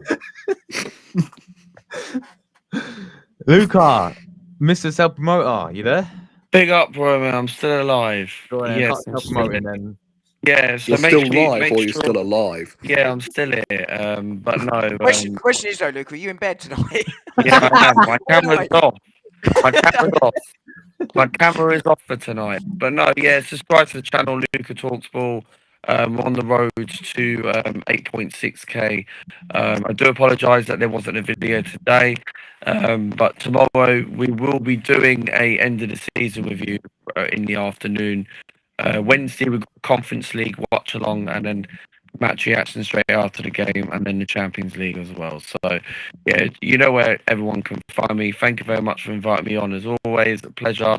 And thank you very much for everyone, and subscribe to the channel when it can be done. Thank you very much. Good man. I'm disappointed Luca didn't do the thank you very much in the style of Elvis, though. Thank you very much. Yes, Luca. Oh, big up, man. Luca, do you want to call out anyone before we get out of here? Like Oh, yeah. last time. What? I said, do you want to call out anyone before we get out of here? Like you did last time. Flicks, hear me out, bro. You, my friend, you are a lucky bloke, right? You are a lucky boy, bro. Because at the end of the day, you tried to terminate my YouTube channel yesterday, bro, where I was doing the watch along of Southampton, right? Where you showed the Liverpool game in the back of my screen, right? Flicks, you are a lucky man. How dare you, my friend, right? But what phrase are you in? Because my friend, right, you had to call out and do that to me. How would you like it if I end up doing it to other people? They wouldn't have liked it as well, Flicks. Flicks, you're finished, bro, mate. Thank you very much. That's my speech. Luca, you do realise it's 3 strikes. That's me done. You do realise it's 3 strikes for your channel to get terminated. It's not 1. Oh, okay. There, he's gone. Okay. Fair enough. Fair enough. We're out Okay. with big up everyone who tuned in today, guys. Really appreciate the support. Oh yeah, he just all right. Yeah, really appreciate the support. Oh, he's back again. Hold on. Oh, Luca, mate. Did my Luca. sound did my sound not work? Nah. You just Nah. cut out. Do I have to repeat it again? No. We heard what you Yes. said. Don't repeat it. No, we heard what you Oh, said. shit. It was I'm not- literally the last No, 5 no. or 6 words. Actually, yeah, we did hear you, bro. Oh, that's good. Yeah. Comp says, why should we keep on Twitter? No, we shouldn't. We shouldn't. I've never said we should. should. Yeah, we shouldn't. We shouldn't. I said I want him gone, bro, this No, season. we shouldn't keep him. No. It's Yeah. only Dom that said. Yeah, it's only We Dom should that keep wants to him. keep him because he doesn't want to win. Okay, Seb. At what point have I said that? What point have I said that?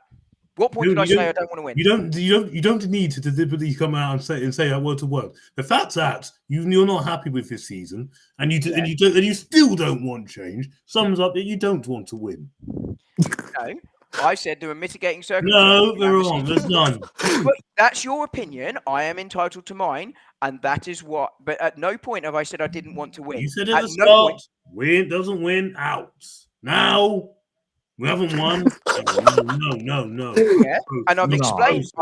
I was man enough to say that I said that, and I've been also explained why I've changed my view. But at no point, to be very, very clear, have I said I didn't want to win. I have never, ever, ever said that. Yeah. Facts. But You don't need to deliberately say that. It's obvious. Well, it's not obvious, is it? So, but to answer the question really simply, so I was the one that would keep Arteta. Like, if he very quickly, if he were to go, he can't complain, right? For the reasons he's got to articulate. Now, the reason I would keep him is because I genuinely think, while mistakes have been made this season, there are circumstances around this season. Most of the mistakes have been his fault. There have been issues around this season which I think have been.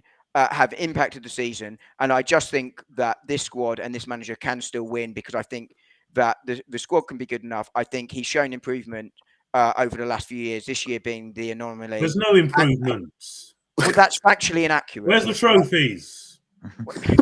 You're talking about progress and success. Progress and success are different things. Have we won trophies? Well, let me finish the point. The man asked the question. Let me answer the question. I've been kind enough not to interrupt you. You've interrupted me constantly, and I've not complained until now. Let me answer the question. No. Please say to answer the question, the answer to the question that was asked was, so I just think that I genuinely think that he can coach his side to success, given the number of points he's got in the last few seasons, the goals he scored. Why has he got such a pitiful semi-final record, cup semi-final record? Why every time when he comes to the occasion he crumbles? Why? He's going to do that again, and then you'll see where I'm coming from. Right, and as I've said earlier in the season, if that continues, and he's obviously got to go. This for me, track record doesn't lie. This for me is the first season we've been in the win now phase, and I do think there's no phases. It's win or out. There's no phases. Yes, that is your opinion. Other managers have done it without. There's no phases. Only us that does these phases. No other club does it. Aston Villa right now going. No. Well, They don't do phases. They don't come out saying phase 1, phase 2. They don't come out. It's only us.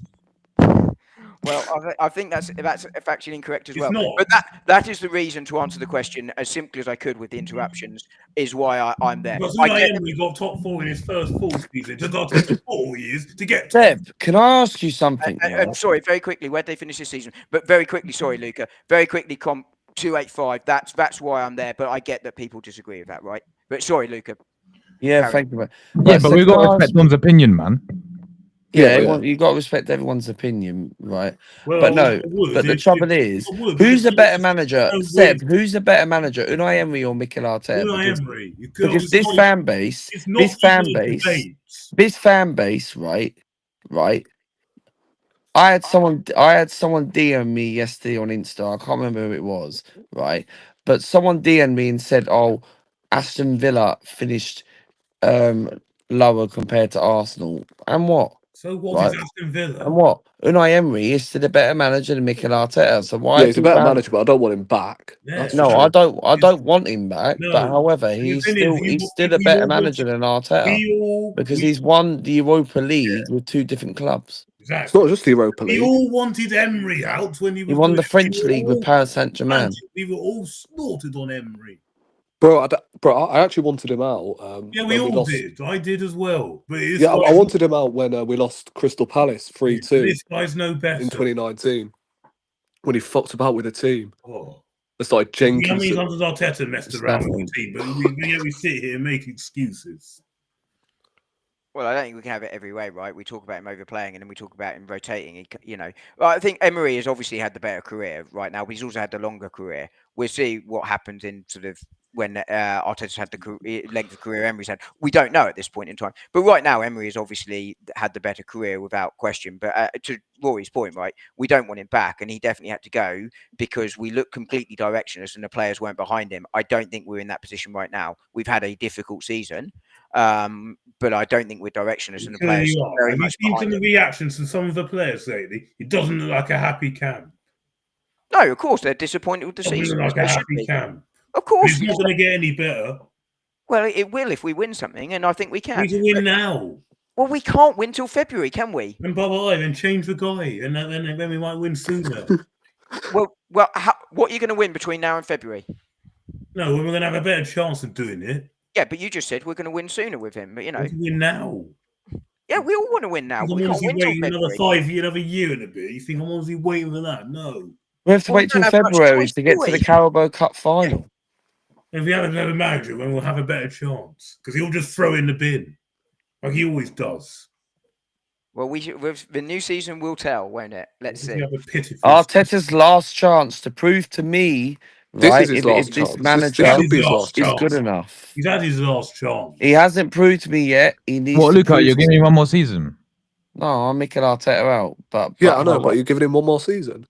Well, we have no choice, innit? Well, he's going to be here next. He's going to be here. Yeah. Yeah, I know. But would you get rid of him now, Luca? Honestly, of course I would. But however, obviously, right now I'll get rid of him in the next 20 minutes. But majority, he ain't going anywhere.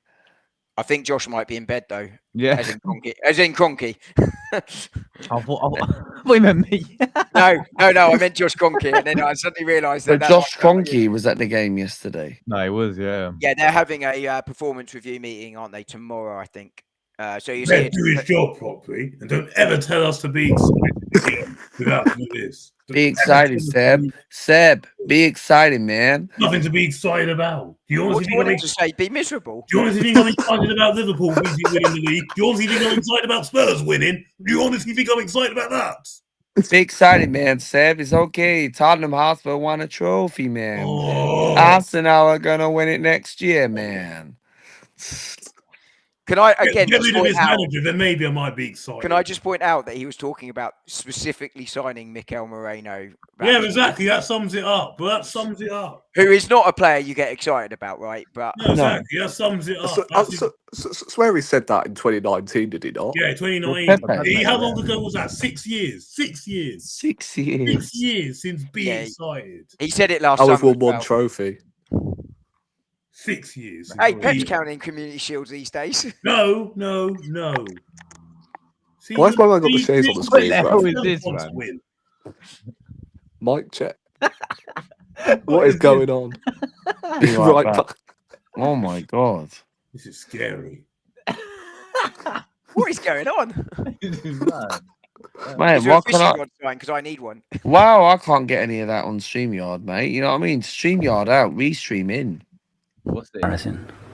It's a disgrace. Oh dear me. Thank you for watching. That's how 1970s sitcoms used to end. By the way, I wasn't alive in the 70s. Just in case you think I'm that old. But yeah, there we go, guys. Big up for coming on. Josh, what have you got coming up this week, mate? We should always ask. It's your show. Yeah, thank you, man. Thank you. I'm back tomorrow as always, guys. I don't know what with it comes. Just I'm sort of like Don, just go with the flow, mate. Just whatever comes up, really. You know. You've got the same plan as I have. Make it up as you go along, yeah. Exactly that, mate. But I have to do mine in 10 takes. Dom's still the one take man. You know. No, tomorrow's was 2 because I got a fit of the giggles. Oh man, but yeah. So I heard my daughter coming up or down the stairs, and she just suddenly went whoops, and I could hear it in the background, and I just started to giggle, so I had to start again. What, don't know what did you not see? Did you not see if she was all right? Oh no, she was fine because you could tell. She didn't cry, but B, she sort of went whoops and then started to laugh. So clearly something funny happened in her mind. But as a result, I was about to say, like, you started your video, you giggle because she says whoops, and then you go, oh, yeah. I've got to restart. Just restart. I don't care. With kids, you can tell really quickly when they're hurt and when they're not. But clearly, something funny happened. But there we go, guys. Big up everyone who watched. Take care, everyone, and we'll catch you.